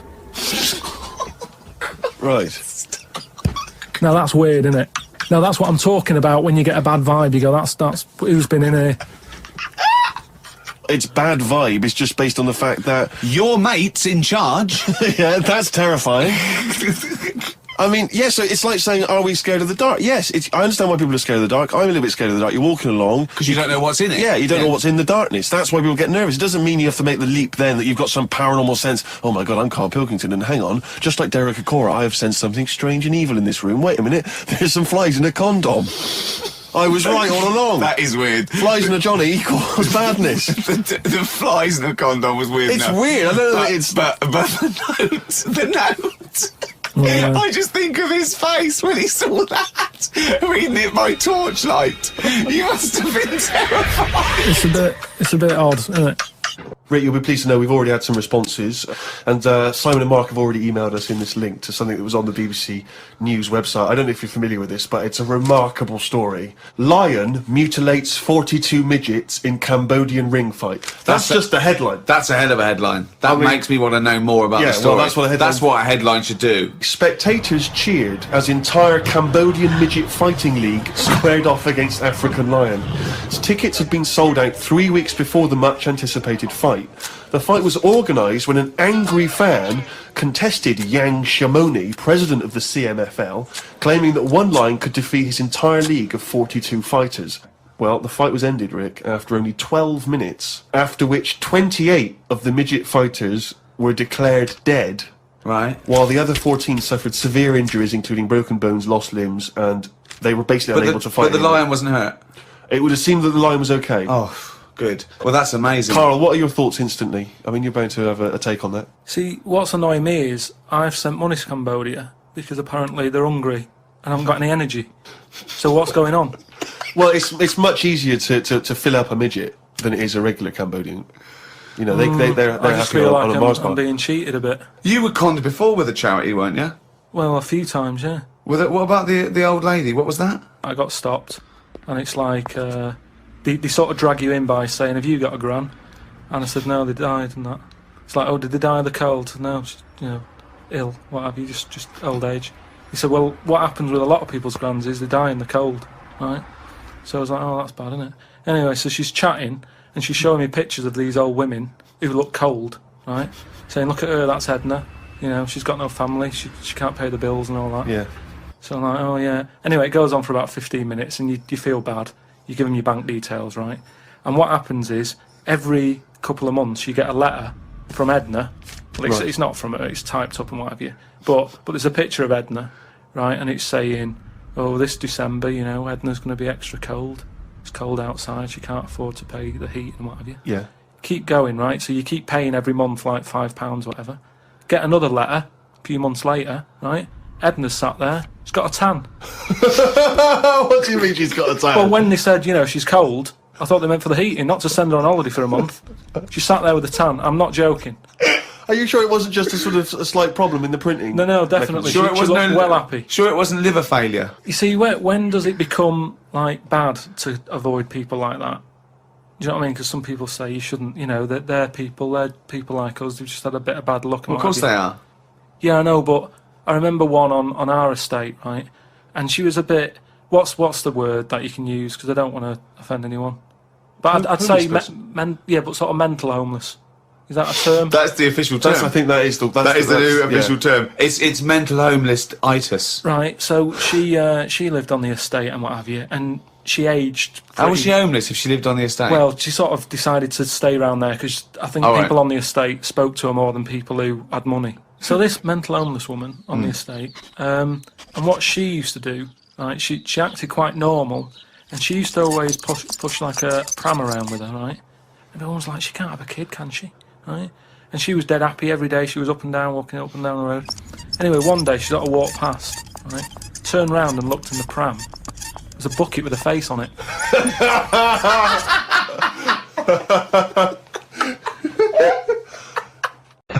So I'm wondering, Rick, if at some point, maybe today or in future shows, we should get a nudist. You know, one of those official nudist spokespeople. You know, because there's all these nudist organisations. Get them on the phone, justify themselves to Karl, because you know, in his mind, they are, what would you say, weirdos, freaks? I don't quite get it. I was reading something in one of the supplements last weekend, and some journalist went round to some, whatever you call it, some resort or whatever, for the nudes and that. And it's Were just they playing volleyball? Well, the annoying thing was, bowls.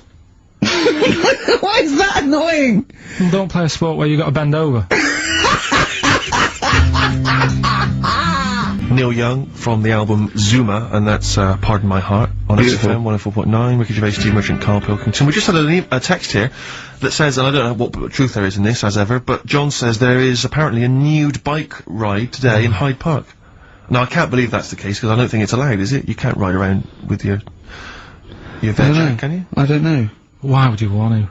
Well, that's a good point. On a bike. On a bike, I like the fact that that's what disgusts him. Do you know what? If we did appeal for a nudist to call in, I'd want a very specific sort. I don't want I want a German nudist, a middle-aged man called Helmut. Okay. If there is any, or the closest one to it. So, I want a middle-aged man from Germany. If your name is Helmut, you're in, but I'll accept Hans, Karl would be good, isn't it? Alright. Yeah. I think, I'm wondering if the age might, maybe we could we broaden that out? Okay, just a German nudist bloke. Right. Could he at least be fat? Can I find a fat German fella? If your name's Helmut, we're gonna give you a big prize. Yeah. But, you know, any fat German fella who likes to get his sausage out. Sure. Okay? It's sauerkraut. Yeah. What's the phone number? 0871 222 1049. It'd be good just to get an email or a text over the contact, wouldn't it? And then I can just call them up in the week. Sure. And 83936 is the text number. I don't know what our audience demographic pans out like, Rick, but I'm suspecting that's probably a fairly small fraction of our listenership. I know, but you know, there must be someone out there, if you know a fat German who likes to get his tackle out, the phones are going. Straight away. Just answer it, Karl, just answer it, just pop that. it could be anything. Well, just see what it is. To be fair, it could be a nutter. It could be a nutter. But just say hello, just tell it's not straight away. He'll stay there, won't he? He'll stay there. Well, answer it.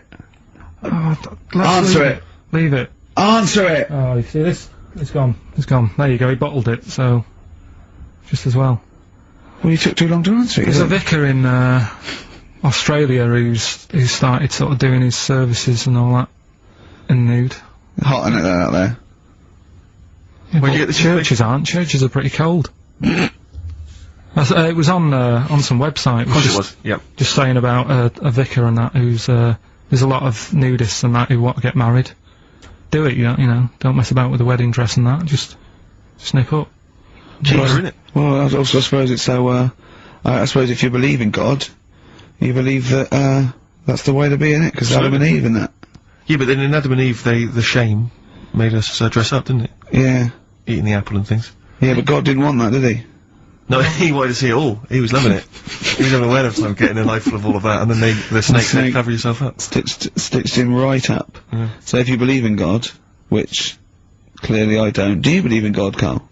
Dunno, I don't really worry about it. It was ages ago, wasn't it? So, you know, if he's about, whatever. not that bothered. Adam and Eve is pretty interesting, though, isn't it? It's not, well, how is it interesting? He made man, out of dust. Then just 'cause he could, he's having a laugh. Then he made, her out of one of his ribs. Again, he'd like to vary it a little bit. Then they had 2 sons, which gave rise to the entire human race. What was going on there then? What would have happened if they didn't get on? That's interesting. Sometimes with pandas, they don't fancy the other one, do they? They go, well, that's my choice, one. You've brought me one panda from Lisbon Zoo, and I've got to shag that. What if I don't fancy it? What if they bring in a right slapper? Do you think what if it's the equivalent of, like, Love Island, whatever it's called? It was like Celebrity Love Island. Yeah, and they're going, I'm not shagging that slapper. Every panda in the world has seen that dirty old mott in magazines. Why am I meant to mate with it? I've got some dignity. Are you talking about Adam there, or Panda? Was that? Well, either is fine, I suppose. no, bad pandas. Do you think that Adam had any say when God was making Eve? Was he saying, "Can make the boobs a bit bigger, would you?" And then, I'm a blonde guy. I'm into blondes, really. I mean, I don't know. Did he have any input, or was it just? I don't know. Well, I suppose it was one of his ribs. I know, well, he's probably restricted. You go, well, I'm working with a rib, Adam. Give me a break. There's only so many things I can do. Well, he's probably in kind of intensive care, wasn't he? With the whole. They go, well, I can't just keep making the boobs and things bigger because their legs will get shorter. I don't mind short legs. Yeah, make their legs longer. I don't mind no legs. I don't mind no legs. As long as the boobs are sizable. I tell you what's weird though, Steve. Right? Everyone's heard of like Adam and Eve. Yeah. What's the surname? Yeah, where'd they get their post from? Unbelievable. Now listen, before you play the next tune, we should just, we were trying to mop up some stuff from the last couple of shows which we haven't dealt with yet. One of which is an obsession of yours, because we're on a radio station, Ricky and I come in, we bring in CDs, music we love, it means so much to us, we adore it. You don't really care about music, you work at a radio station, it's just, you know, I don't care. I do. No, you don't. I do like a good track. I don't like everything that comes out and everyone raves about. Yeah, you thought the iPod wasn't worth it because you named the 5 tracks you'd like. What was it? It was In the Ghetto, Babushka, Living in the City. What was the other one? Killing a Georgie, and there was one other one or something. And you just only like songs with a story. Yeah, but then there's a reason to listen to it, isn't there? Well, no, only once. Going on. No, because you might forget the ending. Listen to it again. Yeah, anyway, you've been listening to Babushka quite a lot, is that right? Because you've really got into your head now, you're trying to decipher the story. When I've been sort of asking for songs with stories, people have texted in, emailed in and whatever, and I've had a couple, you know, last time we did the show. So I've gone, oh right, that sounds interesting. And Babushka, when I was away on holiday, I listened to it a few times because I like the story. It's a good little story going on. You got some thoughts on it there, have you? A couple of questions. We'll have a listen to it. Let's have a listen to the track, and then I know you've got some queries you'd like to raise. It's just about a woman, innit, who, I don't know, she's ugly or something, aged badly, and her husband gets bored with her. Have a listen, see what you think. Right. XFM. You're listening to Magic 105.4. That was all the way back to 1979. Kate Bush, Babushka. So, we would like your suggestions for songs which have stories in them, which may entertain Karl. They could shoot to the top of his list. What do you think of that, Karl? That as a little story there. I like it, but so she tests her husband. Yeah, she writes him letters. She gets a letter back. It's a pseudonym. Babushka's her pseudonym. It's not a real name. Her real name is Molly Strank. From Ealing, and Eva responds. He goes, "Oh, he's you know." So in real terms, he's having a bit of an illicit affair behind her back because he doesn't know it's his wife. So he goes, "Oh, I'll take this a bit further, see how far I go." He turns up. She turns up, he gets it on with her, and he's falling for her because she's acting like she used to act, you know. So was he just playing along with it? Was he like a No, it's not, because they'd have said that in the song. They don't leave it up to... Some people do that, don't they? Well, it wasn't. Kate Bush would have said, and by the way, he's playing along. She'd have given us a clue. He's not. He's fallen for it. She went along incognito, he thought it was another woman. But how much work can you do to yourself to, say like, I wrote a letter to Suzanne, right? Saying, she'd know it was you, it'd have egg stains on it, it'd be spelt wrong. No, but, and you'd sign it Karl, crossed out Babushka. I wrote to, I won't pick Babushka. I think that's a ridiculous name, that wouldn't have worked anyway. You just get a vision in your head of, I wouldn't have answered a letter from someone called Babushka. It's not the point. If Kate Bush is listening, please call in, because I'd love her to have a conversation with you. I mean, that would be good. Forget Helmut. No, Helmut, you keep trying. A fat German. We want Kate Bush and a fat German. What I mean is, though... Now, wait a minute. What worries me is he didn't answer the last phone call. What if Kate Bush does for it? If anyone knows Kate Bush, give her a call now. She's probably not listening. She's probably doing yoga or something, I imagine, or making a lentil soup, or maybe just like repotting some plants, right? Or practicing piano, right? But if anyone knows Kate Bush, got a number, call her up now, say, tune into XFM, there's a little bald mank fella wants to talk to you about babushka. Right? But how much... But Helmut, don't worry, you'll get your chance. The phones are going. That could be Kate Bush. That could... Don't worry about it. That could be Kate Bush. I know for a fact it isn't. Okay, answer it. She might not take the challenge. What's your name? She will. Hello? What's your name? Christina. Christina. Right, do you want to take on the challenge? Yeah. Yeah? Oh, right. So this is for... She's already won a couple of CDs. This is for the Office DVD. Right. Okay. Signed by Ricky Gervais. Right. So this is the same game again, but we're doing it live. Right? Okay. So this is a song title. Right? There's this insect. I'm loving it already. Right? Yeah. And it's in its little like nest. And all the other insects, all its mates and that, are really like working, they're grafting hard, they're tidying up. Some of them are going out getting the food. Some of them have even got heads, they're still working. Some of them are like, you know, rushing around, but there's this one insect who's just sat there with its feet up, and it's like, you know, just doing nothing, and it's annoying all the other ones, but it's sat there. The Ricky Gervais bug. And it's sat there doing nothing, having a little, like, fag and that. What's the song? I don't know. Oh my god, I'm brainless. Hold on, I don't know this either. So, obviously it's a type of insect, that's why you've avoided saying what it is. So it's something like lazy ant, lazy bee. Well, we should throw it back up and to the public. No, I want to help this poor woman who's called in and now got a stupid one. But Christina's lost it now, She's lost it. No, she's blown it, Rick.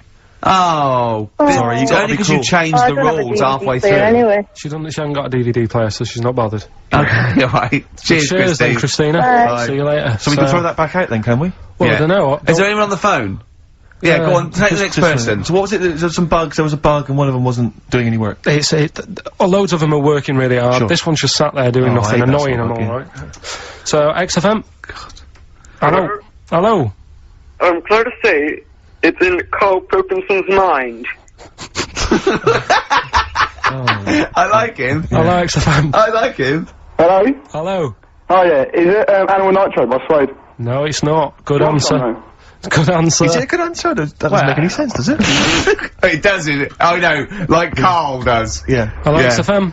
Hello? Hello? Is it Ichiku Park? No. Ichiku Park. Bugs are a bit cheap now. Yeah, sure. I think they're stabbing in the dark. They're starting to think like Karl, which I like. Go on, next one.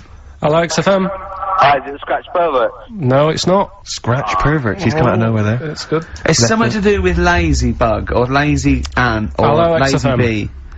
Hello? Hello? Hi, is it Beetlebum? Excellent. Oh. Beetlebum, of course. Beetlebum by Blur. Sat around doing nothing, it's right, bum. Oh, okay. So I don't win anything now? Well done. No, you don't. Yes, she does. She wins the Office DVD. Take her name and address. Signed by Ricky Gervais. She doesn't, because she didn't do the qualifier. She knew it was Jean Genie. Oh, Karl, let someone win some. It's painful enough listening to you for 10 minutes. Lads, can we give just away calm down some for a moment? things? Lads, can we just come down for a moment? Once again, I just draw you to my point at the top of the show. When you were pissing about outside in the office, we could have been working through this. Yeah. We could have been figuring out the rules. What's her name? We could have had maybe some music, some jingles. Who's that? Who's that? What's your name again? Can we do this off air? Let's play a record. Yeah, no, he's not going to give her an address out. We're rubbish. This is so rubbish. We are really rubbish. What's your name? D. Right, okay, well, play a record and we'll get your address, D, and we'll send you some stuff. Thank you. What I mean, you should come in an hour early, we should sort this stuff out. This is what I've been saying all along. I've been saying we should come in, do a bit of preparation. I've got things to do. Simon Mayo used to come in early. That was why he didn't have to sleep and eat breakfast. Come back around by Feeder on XFM 104.9. I'm Ricky Gervais, with me Steve Merchant, and our producer there, I say producer, Karl Pilkington, alright? Alright. Yeah, we got to slicken up this thing. If we're gonna be as good as Mayo, we've got to come in early and do the work. Yeah. Let's get in at 10 to 1 next week. We're not in it next week, are we? I'm No, well, also- no, I mean, we would be if it weren't for the But- fact so that what you you need a do- holiday already. You've done 3 weeks, but yeah, you need a little rest. Well, I wasn't on holiday last time, I was working. Sure. So what, you're just gonna do a best of, are you? Yeah, just dig out some bits. And what are you gonna do? Just lump them together? Just like pick some favourite bits. Yeah. Right. And That'll fill up 10 minutes. Well, I'll Miss tell the you rest what, of the music, is it? do this then. Do the links then. So. Well, why don't we do some sort of stock links now then? Okay then. Do you remember that, Steve? Oh, that was a great moment. Yeah, great moment. I'll tell you what though, I love the bit when he, just play Let's it. just play it. Right, so you there's play some one. of there. There's Can you one. do a proper intro? So it's like, you know. One of Okay. Oh, yeah. Oh, what, you know what song we're gonna come out of? Just say generic, like, that's a good song. Well, let's work out what it might be. Okay, well, what do you want to start off with next week then? Well, Well, look, give them a few options. okay. Give them a couple of All right, options. That was a great track by Oasis. yeah. Oasis there. Well, we're not actually here today, Steve. We recorded these last week. I'm on holiday. What you're just probably I'm chilling probably out out with a lady. Yeah, yeah. But leave me alone. Stop phoning, ladies. this You is have like to the be. the best of last year, and we're going to kick off with a classic clip. Who can forget this? All right, something Brilliant. like So that. then just weave that in. Yeah, and then it'll come out of that, come into a record or something. So I come out with another record. Just one more, just in case I need it. Okay. I don't know. That was Bob the Builder there. Shouldn't really be playing that on XFM, but Stupid car, stupid. Don't know what you're thinking, mate. you buffoon. Yeah, you're an imbecile. Oh, okay. I know. Great track. I love that. Yeah, beautiful. Wow. I love working with it. Yeah, no, come on, let's get these right. He needs to use these next week. Okay. Another great Why don't we track. just do this later? I've got to go. I've got to run Shoot down away. to the airport. Yeah. Yeah, but this isn't gonna work, it's a mess. Well, just oh yeah, Well, like that'll be fine then for this show.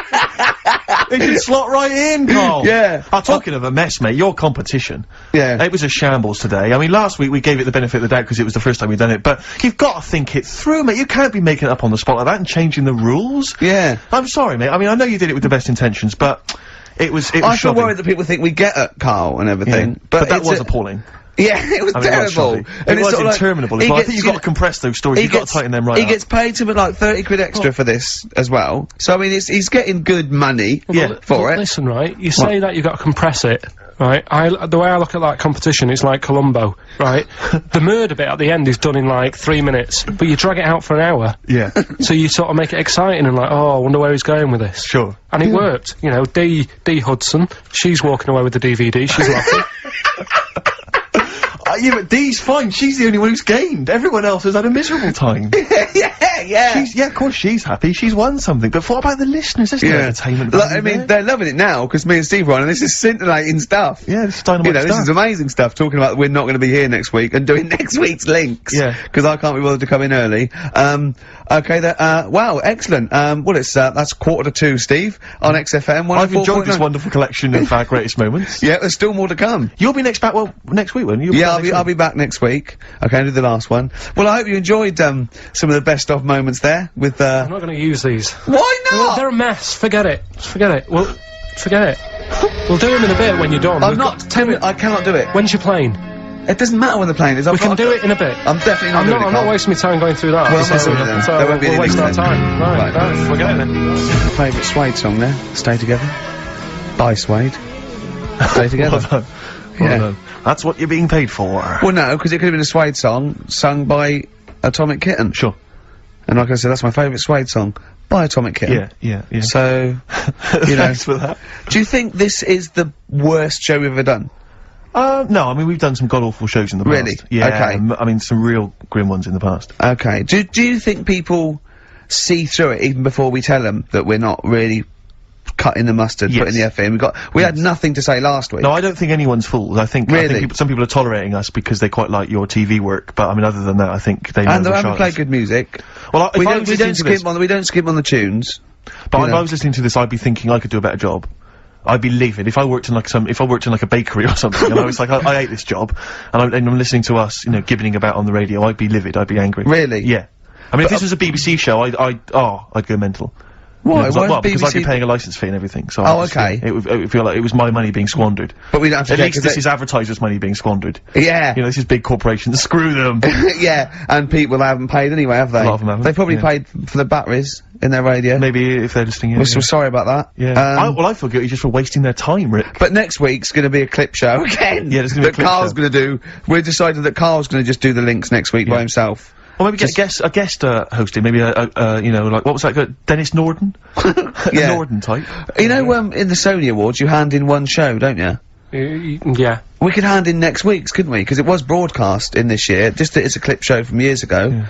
You know, because you could hand in I Love 1975, couldn't you? In the BAFTAs or something. Yeah, you could.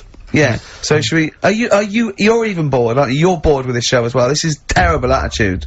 I'm just. We're allowed to be bored. We're the talent, I right? thought you were going to give us like 10 minutes after the show to do them, but I can't. I've got to go. yeah. Right. Do you want Pass to wrap it on. up, Steve? Because Ricky's taxi might be waiting now. So No, it's Listen to this attitude, Rick. Are you going to put up with that? Don't you know who you are? I just don't believe it. They should be chomping at the bit to go. They should. I can't believe their luck. Yeah. Do you know what I mean? Sure. And do I get treated any different? No. Yeah. Worse. Yeah. Yeah. Answers on a postcard if you can figure out what that sentence meant. And there'll be a DVD on its way to you. Listen, we had an email from Glenn and Sharon, and Sharon was rushed into hospital last week, and they wanted us to play something for her. She's back now and she's okay, but anyway, they always listen to the show, they're big fans. They asked for some Nick Drake. I'll play some Nick Drake next time, but instead I thought we could play a classic Dylan track. I know you're a big fan of Dylan. Yeah. Just Like a Woman, it's just beautiful, and that's my song for the ladies. We won't see you next week, Ricky's away, but there should be a hilarious compilation of all our best moments. Oh, I look forward to that. I'll tell you what is interesting, Steve. I didn't know that much about it. Autism. Okay. Oh, good. With some more entertaining stuff on XFM 104.9. No. Just to cheer up people. Go on, and what? Go on. No, right. Have you heard about it, Steve? What Autism? It scares me to death when he comes up, when he touches on a serious subject. We've been talking about wheeling a dead pope round, the Chinese don't age well, and ginger people are hated, and now we're going to touch on a really, I mean, No, I said- my heart's in my throat. Go on, Carl, then tell me your insights to autism. Right, well, there's this, again, Channel 4 coming up with some good stuff at the moment, right? It might have been Channel 5. But what's the name? It was... It's the attention span I like! These people who, they've got like this autism thing going on. Yeah. And, they sort of take in a lot of information, they get sort of they get so into it that they know everything about that subject and what have you, right? And there was this lad who, he knew everything, right, about EastEnders. Right. He sort of, the cameraman was saying to him, so, you know, why EastEnders and that? And he said, oh, I don't know, I just like it. And he said, I remember when I first watched it was a Thursday, it was 5 to 8, Pauline Fowler walked in, she had a pink jumper on, she said, alright, love. And he remembers everything from that moment on. Yeah. Right, and everything. Which is great, but then, the way the programme was making out, it was almost like they were saying it's a disability. Right. When in a way, it's more like a superpower. Sure. Like Rain Man. if you can take It's Rain Man. No, I'm he not. has special autistic powers. Oh God! We were so that. I don't know what to do. So I don't know what to do. he would be a But great there's contestant other on Mastermind, things. sort of autistic Sorry. mastermind. He'd Well, be what I'm dynamite. saying is, don't be watching EastEnders though. Sort of, why didn't they give him an encyclopedia and say, get into that? Sure. That'll be useful. Yeah. Keep him away from EastEnders. Wasting his time there. But I don't think it is a disability. No. Yeah, there are other things, and they're not. It's also autism is a matter of degrees. From what I know, and I'm sorry to have to do this, but I feel that I have to at least be the voice of reason, as ill-educated as I am on the subject. But I think there's degrees of autism. I think some are higher performance than others. There's other issues with it. It's not they're just got good memories. They don't go around doing tricks for people because they can remember stuff. There are other issues with it. Do you know what I mean? Well, I mean, they seemed a bit... You watched the programme, what did you learn? That he knows when Pauline Fowler came in? Yeah, I mean, there was other bits where they couldn't control their emotions and stuff. Oh, but that other little bit, yeah. But the main bit of it was he can soak up information and stuff, and I'm just saying, it didn't seem really bad. Do you know what I mean? There's disabilities where people say that's a bad disability. It's like how people say about, This is brilliant. This is just like, this is amazing to be in the room with this man. It's incredible. You just wind him up and listen to what comes out. And I'm gonna sit back now. I'm not gonna defend you or explain anything. Just go on and tell me about the other disabilities that are worse. No, what I mean is, how people can sometimes easily get mixed up. How people are scared of, like, a cyclop. When at the end of the day, he's got a disability. A bloke Who's scared of a cyclop? No, it's apart just from Jason and his Argonauts. Where's this cyclop that you're scared of? No, I'm just saying in history and in books and that. No, not in history. History happened. Yeah. But what are you thinking of? You're mixing history with Greek mythology and Roman mythology and every other type of mythology. What do you mean there wasn't really a giant cyclop that went round picking up ships and throwing them around? That's not history, Karl. Do you think Batman's history? No, but it was ages ago, wasn't it, when we were sort of No, I'm not saying it didn't happen ages ago. I'm saying it didn't happen. Well, it might have done. There's no. I mean, what's so ridiculous about a fellow with one eye? In the middle of his head, and he's big and scary and lives in a cave. Why is he scary? Because he's got. What if he had 8 eyes? I'd be scared of him. At the end of the day, he's got a disability. Oh, we'll talk about it in a bit. But one of the things that they told us was that Planet of the Apes was filmed in Lanzarote. Right. Okay. Right. That makes sense. A bit of it. Well, does it? Does it make sense? Well. Alright, well maybe it was, maybe it wasn't. Okay, anyway. No, I mean, if they wanted to show sort of an barren, sort of post-apocalyptic sort of subject, choose where you went on holiday. Yeah. Obviously. Yeah, but when we were there, he took us to this sort of beach, and I said, is this where they did it? And he was like, yeah. I said, what, right there, yeah. And I watched it, and I couldn't see where I was. Yeah, you know that if you watch a film from 1968 and you've been to the same place, you're not going to feature. They're not going to see you in the back walking along the beach. It's a new one, new Planet of the Apes. Oh, the recent Planet of the Apes. Yeah, that's what they said. Yeah. Right. Right. So I thought I'd sort of. Now that sounds a little bit more far-fetched. I would have thought that was probably a lot in Hollywood. Yeah. Well, anyway, is this the current Planet of the Apes or the old one you've done? Current Planet of the Apes. This is the recent one. All right. There'll be a question at the end of it, so.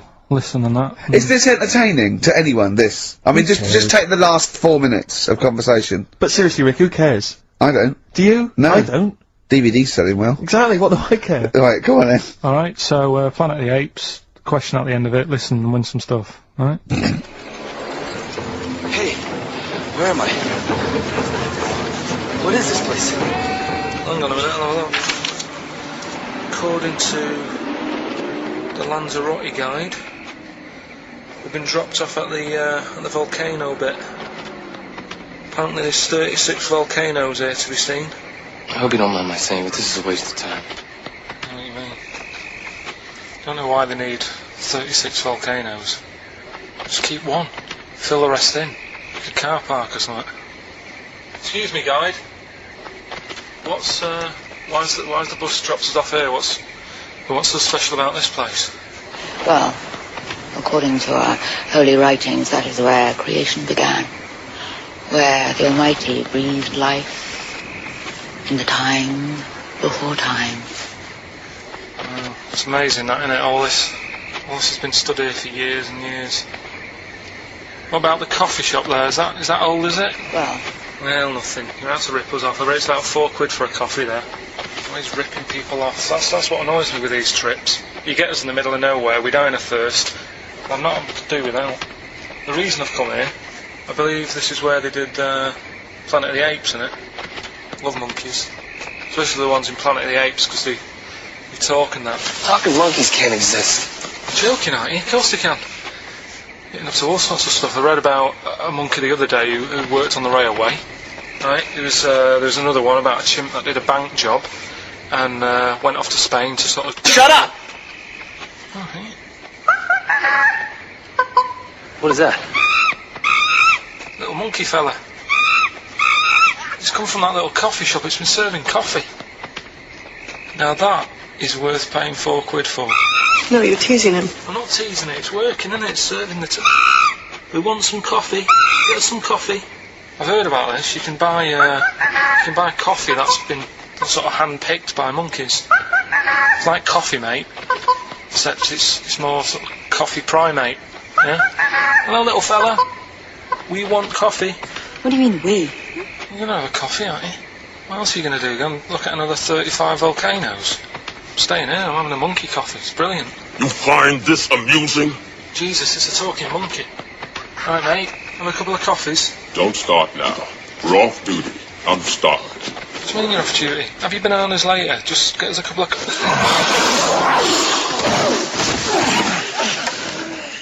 Alright, I understand that you're tired and you've probably been on your hands all day. Just forget the coffee. You go and get some lunch. After you've got some coach, you lazy arse. You damn human!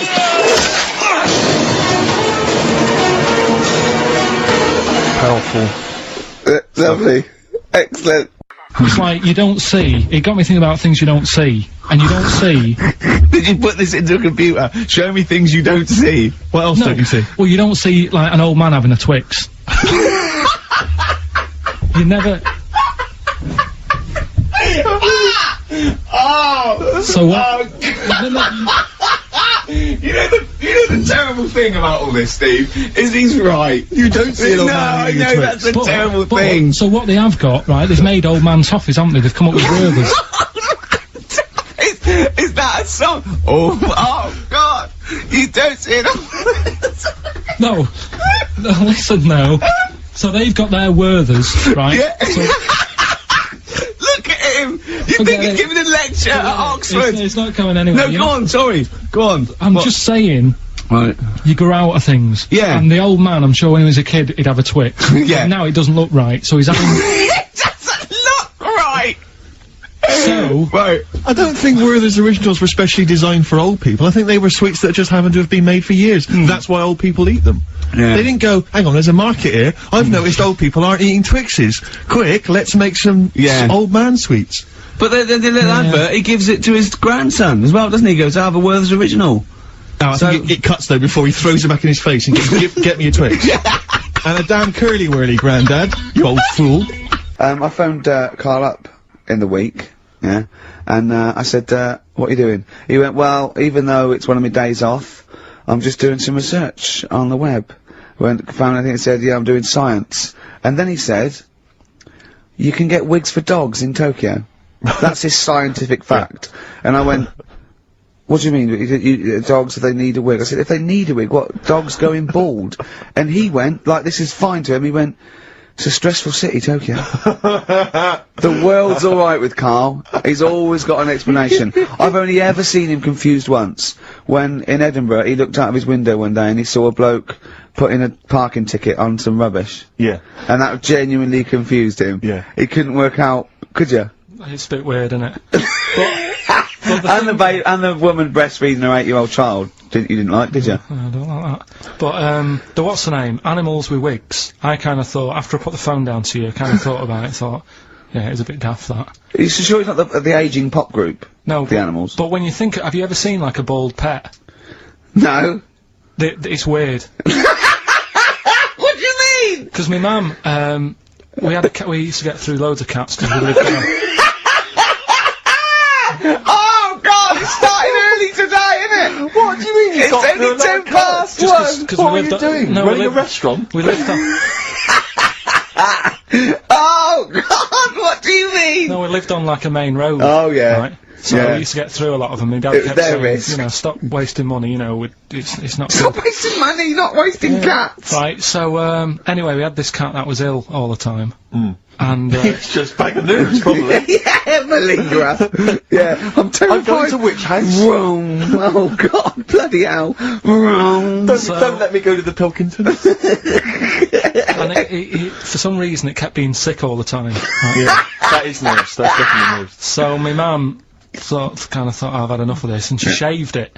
What? Whoa! Whoa! Whoa! Now I know you're not vets in your family, but what correlation did your mum think there was between you being sick and shaving it? Because it kept being sick, and it was a pain to wash, because it kept getting So caught she up. wanted a dry wipe cat. So... Why didn't you just varnish it? What? It's weird, So now he's cold and sick? No, but I mean, not all of it. She left sort of the back half, but sort of from its waist, sort of... I love that shaving because it's sick on itself! And it was the weirdest looking thing. I mean, normally I like cats. I'm always like giving yours a stroke on the head and that. Yeah. But as soon as she did that, it was like, oh. Yeah. Can't touch it. And then. So now it's sick, cold, and hated. Yeah. Carl.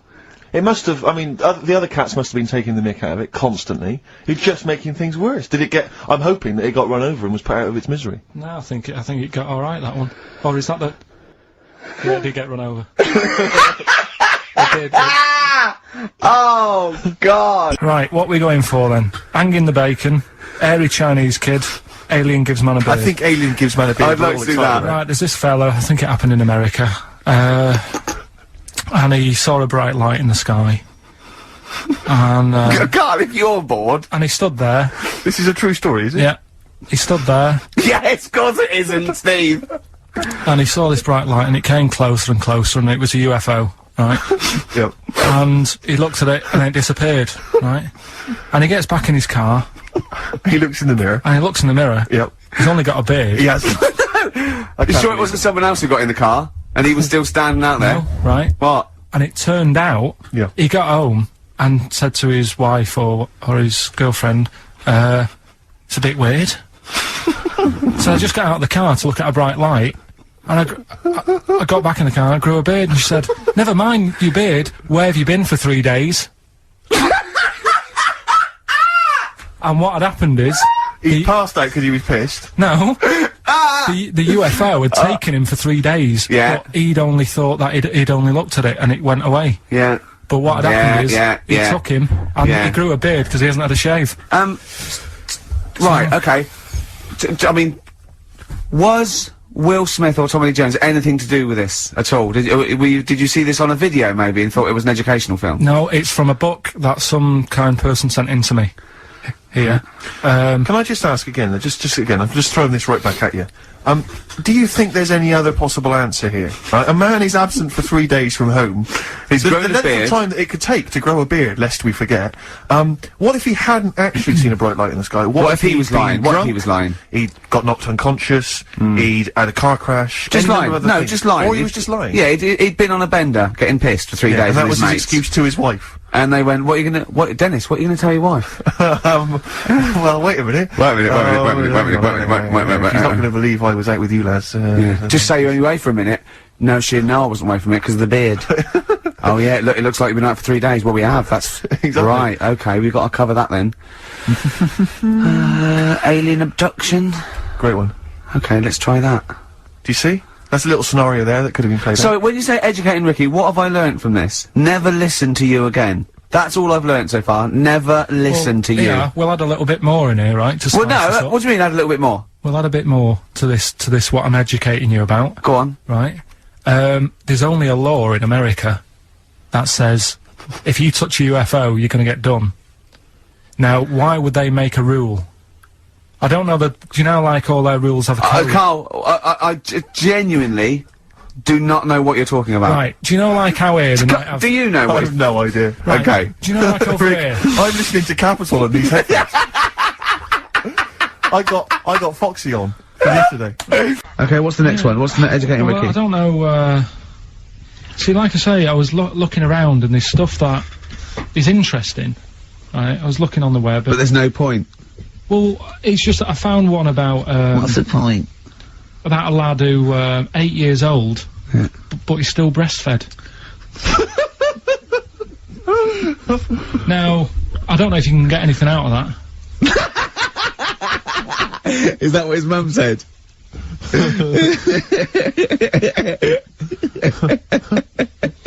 What do you mean I don't know if I can get anything out of that? You don't need to. No, it's just that, you know... Where did you read that? That was on the internet.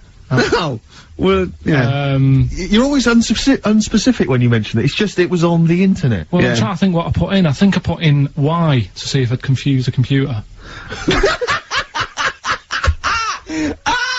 And then, Carl, you are... No, I did no, honestly. I did a search, put in Y, and he came up with funny things that, like, why is this person doing that, why is that... And it had a picture of this 8-year-old lad, sort of, you know, on his mum's nipple. And, it was saying, you know, is this healthy? Ooh. You sure that wasn't asking you that question? What? I put in why? Just to confuse the computer. Like, the computer go, what do you mean? Yeah. Stop it! Yeah. Oh, look, last week, I was walking, home with him, and I went, he was saying something stupid, and I went, I've got a competition for next week. Let's do a phone-in, and it's called Karl Pilkington, Genius or Fool. Yeah. Right? And he went, no. I went, why not? He went, well, it'd be confusing, because they say there's no difference between genius and being a fool. You do though, don't you? No, but it's rubbish, and people say there's a fine line between madness and genius, and, you know, it's a ridiculous soundbite. They don't say there's a fine line between a genius and an idiot. Well, the people who do are idiots. Yeah. So what would you do there, though, just to sort of wrap that little thing up? What would you do? That lad loves his mum's milk. What are you asking me to come up with? No, I'm just... A title for the story? No, it's just what would you do? Right. What do you mean, what would I do? Well, it's causing a bit of a problem in the area, right? What area? In America, I think it was. Oh, America are a problem, are they? George Bush is worried about this kid who's breastfeeding at 8. Imagine it like this, right? Right. No, so, Karl, what are you asking me? About this spurious story you saw on the internet? I saw it on the internet. There's an 8-year-old lad, he likes his mum's milk. Yeah. And it's saying, is this right? Should it No, be it's going not. on? But what do you want Ricky to do about it? It's not his responsibility. Yeah. No, but the little town that he lives in, they're all causing an uproar, right? Going, this isn't right, you know, I can't let my kid play out in case he's in the garden with his mum getting a bit hungry, right? So, what should they do? Because his mum's saying, well, he likes it. Yeah. And he, you know, so what do you do? I don't know the laws. No, but I'm not asking you to sort out the laws. I'm just saying, if you lived in that neighbourhood, what would you say? If you went up to him and said, look, everyone's getting a bit fed up with this, look. I'd say, what would I do? What do you mean, what would I do? What are you asking me? Right, it doesn't matter. No, what are you asking me? What are you asking me and Steve and the public? I'm just saying, say if you live next door to this woman. Yeah. Right? The kid's hungry, 8 years old. He's out playing on his bike and he goes, Mum, I'm getting a bit peckish, and he goes, alright, son. She whops one out. And he starts having his milk, right? You live next door, you're putting your washing out, and you see this going on. You're getting a bit sick of it, because it's gone on for months. 8 years, I assume. Why is it your business? Why are you such a nosy neighbour that you're concerned? What would you do, Karl? Let's turn it back on him. What would you do? What's your solution? What would you do? Well, I thought I'd say, right, why are you doing this? And she'd say, because he likes it. And I go, alright then, put it in a bowl first. What was that illness years ago? Right, there was, a couple of lads at our school. Oh yeah. Had really big heads. Right. And webbed fingers. And webbed fingers? And... Sorry, wait. Was that... Hold on, did you find him in a pond? Did they used to be little tadpoles? No, Karl, you're not confusing your past with an old episode of Doctor Who, are you? What were they called, these two? I didn't mix with them. Right. It was just like... Of course not. There was nobody thought anything of it at school. Cause No, it was like, sure. You used to it. Yeah! It's the North. There goes the creature from the Black Lagoon again. Yeah. He's late. Brilliant at trigonometry. He's late for double maths. Yeah. But, yeah, I didn't think anything of it. What is it called? What is the disease called where two fellas... Are they... Not even related. Rubbish! Not related. Were you near a nuclear power station when you were growing up? Yeah. You weren't really? Yeah. God, this explains so much. This has got a I bit don't heavy. think that's it. Hey, talking of enormous heads, Yeah. you were at the Pop Idol final, weren't you, Rick? You went Yeah. down there just because obviously Rick's a huge fan of Pop Idol. He wanted to be there. He wanted to give his support. Quite seriously, there was no irony there. We were Yeah, he having genuinely great is a time. fan of it. And he was. You sort of had photos taken with various people, Yeah, didn't of you? Because course. you were a bit drunk and you wanted to have a memento of it. It's obviously a picture of you with Fat Man Rick Waller. Yeah. But the best one is a picture of Ricky and his girlfriend with Dr. Fox. Yeah. Whose head is twice the size of mine. any other head. It's quite remarkable. I He's don't know how they make barrel. it. He's a lovely bloke, and it was really nice to meet him and everything. But he looks like an immaculate tan. And he's always happy, and he's It just looks really on the good. picture. It looks like someone you might see in a carnival who's built a huge papier-mâché head, and we're like Frank Sidebottom, just sort of walking down the road. It's just incredible. Dr. Fox didn't used to go to your school, did he? He used to hang around with a mate. They were great swimmers. They were brilliant swimmers. Oh God! I had to leave early last week, but you stay to the end this week, mate, or yeah. You don't need another holiday. Oh, Oh, he started already. I mean, you Steve's know. made you look like a bit of a twat already, and it's No. only 1:05. But the only reason you don't go on holiday is because you have to spend money. Oh, and he's gone straight back! Well, He's gone straight back! I can't come back to that. Oh, it's just dynamite. It's just absolute. That was Although the searing last and cut to holiday, the chase. last holiday Steve had, he sort of found a third world country so he could live like a king for a week. It was Cuba, wasn't it? Going to Cuba, amazing. You can almost rule the place. If it weren't for Castro, I'd have been in charge. Kind of cash I was flashing around. They do anything for $1 over there. It's extraordinary, literally. I mean, it's amazing. Yeah. Oh. Definitely, and I went to Kenya before that. So he thought to the prostitute, said no. You were going. Yeah, well, it was $2. I mean, I'm not made of money.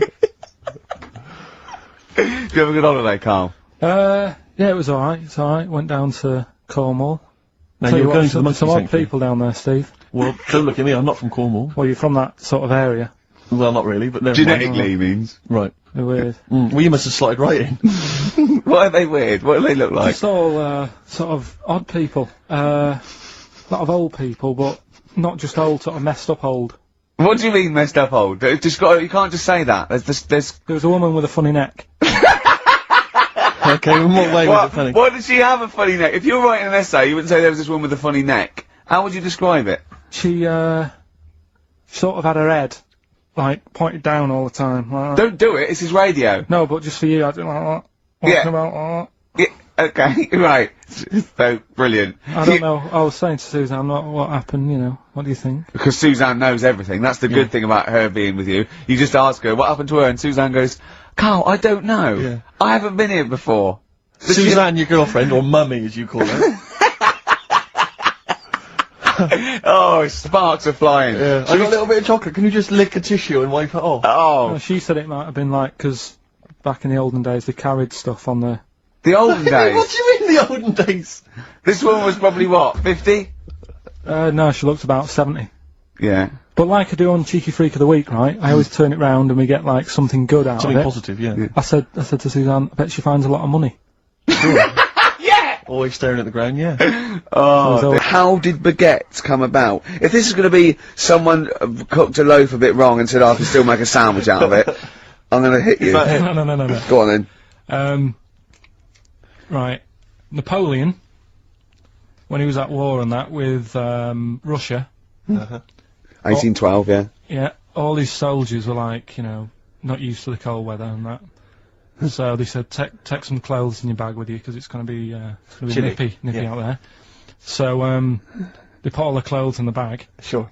Do what they were told. Thought, oh, It's Napoleon, for Christ's sake. No room for any food. You're joking. So, Couldn't they make some sort of, like, sandwich? No, it wouldn't fit, because of all the clothes. You had to take extra gear. Sure. So, anyway. he I said, can see know. where this is going. I'll be honest. Is there a baguette-shaped gap left in their holdall? They thought, let's make some bread that you can fit down your trouser leg. What? That's not true! No, it's not, I read it in Euston train station. I was waiting to go back to Manchester. Where did you read What, these? scrawled on the wall in graffiti? Yeah. Do you know the Was it also meet me here for cock fun at 12 o'clock? The upper crust sandwich shop, Euston Station. It's on the wall. What do you mean it's on the wall? Do you know how it says, like, sail on at Dixon's, whatever? Yeah. Next to that, there was, like, a bit of information. Once you've read the stuff on Dixon's... Baguette information. There was a big thing about history of the baguette. I read it and I thought, No, we got to make a sandwich we can spit down our trouser leg. But how can you march and fight with a huge piece of bread down your train? Although it would be intimidating. You see them coming, you go, sacre bleu, look at the size of them. They're big fellas.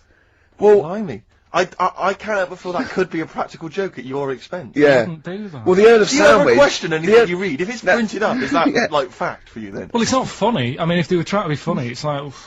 it's not, is it? So it's information. Have you heard us?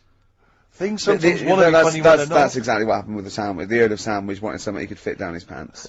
And it was those triangle cut sandwiches wrapped in cling film were perfect. You might be right. You might be right. I am. Because the Cornish pasty, so they could drop it down the mines, isn't it? Is it? They wrapped it up they wrapped up like meat and vegetables in pastry, and they sort of crimped it, and it was like a little, and they dropped it down the mine, so, yeah, that's how that came about. And bagels were originally made so that people could play hoopla, but then eat afterwards. I don't know if you're aware of that. That is true, Carl. Well, anyway. Call my bluff. Is one of them true? Yeah. They're all true. They're all true. Yeah. Tell your kids that when you have them. Yeah. you know, if they're still alive in a million years.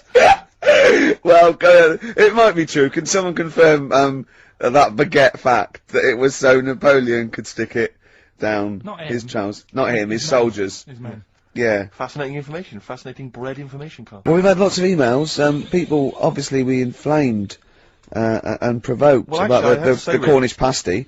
I've got a couple of amendments to that. The crusty bit, you know, is actually as a handle, because obviously the miners had dirty hands, and they'd eat all the stuff in the pasty, and they'd be left with this sort of crust, and they could throw that away.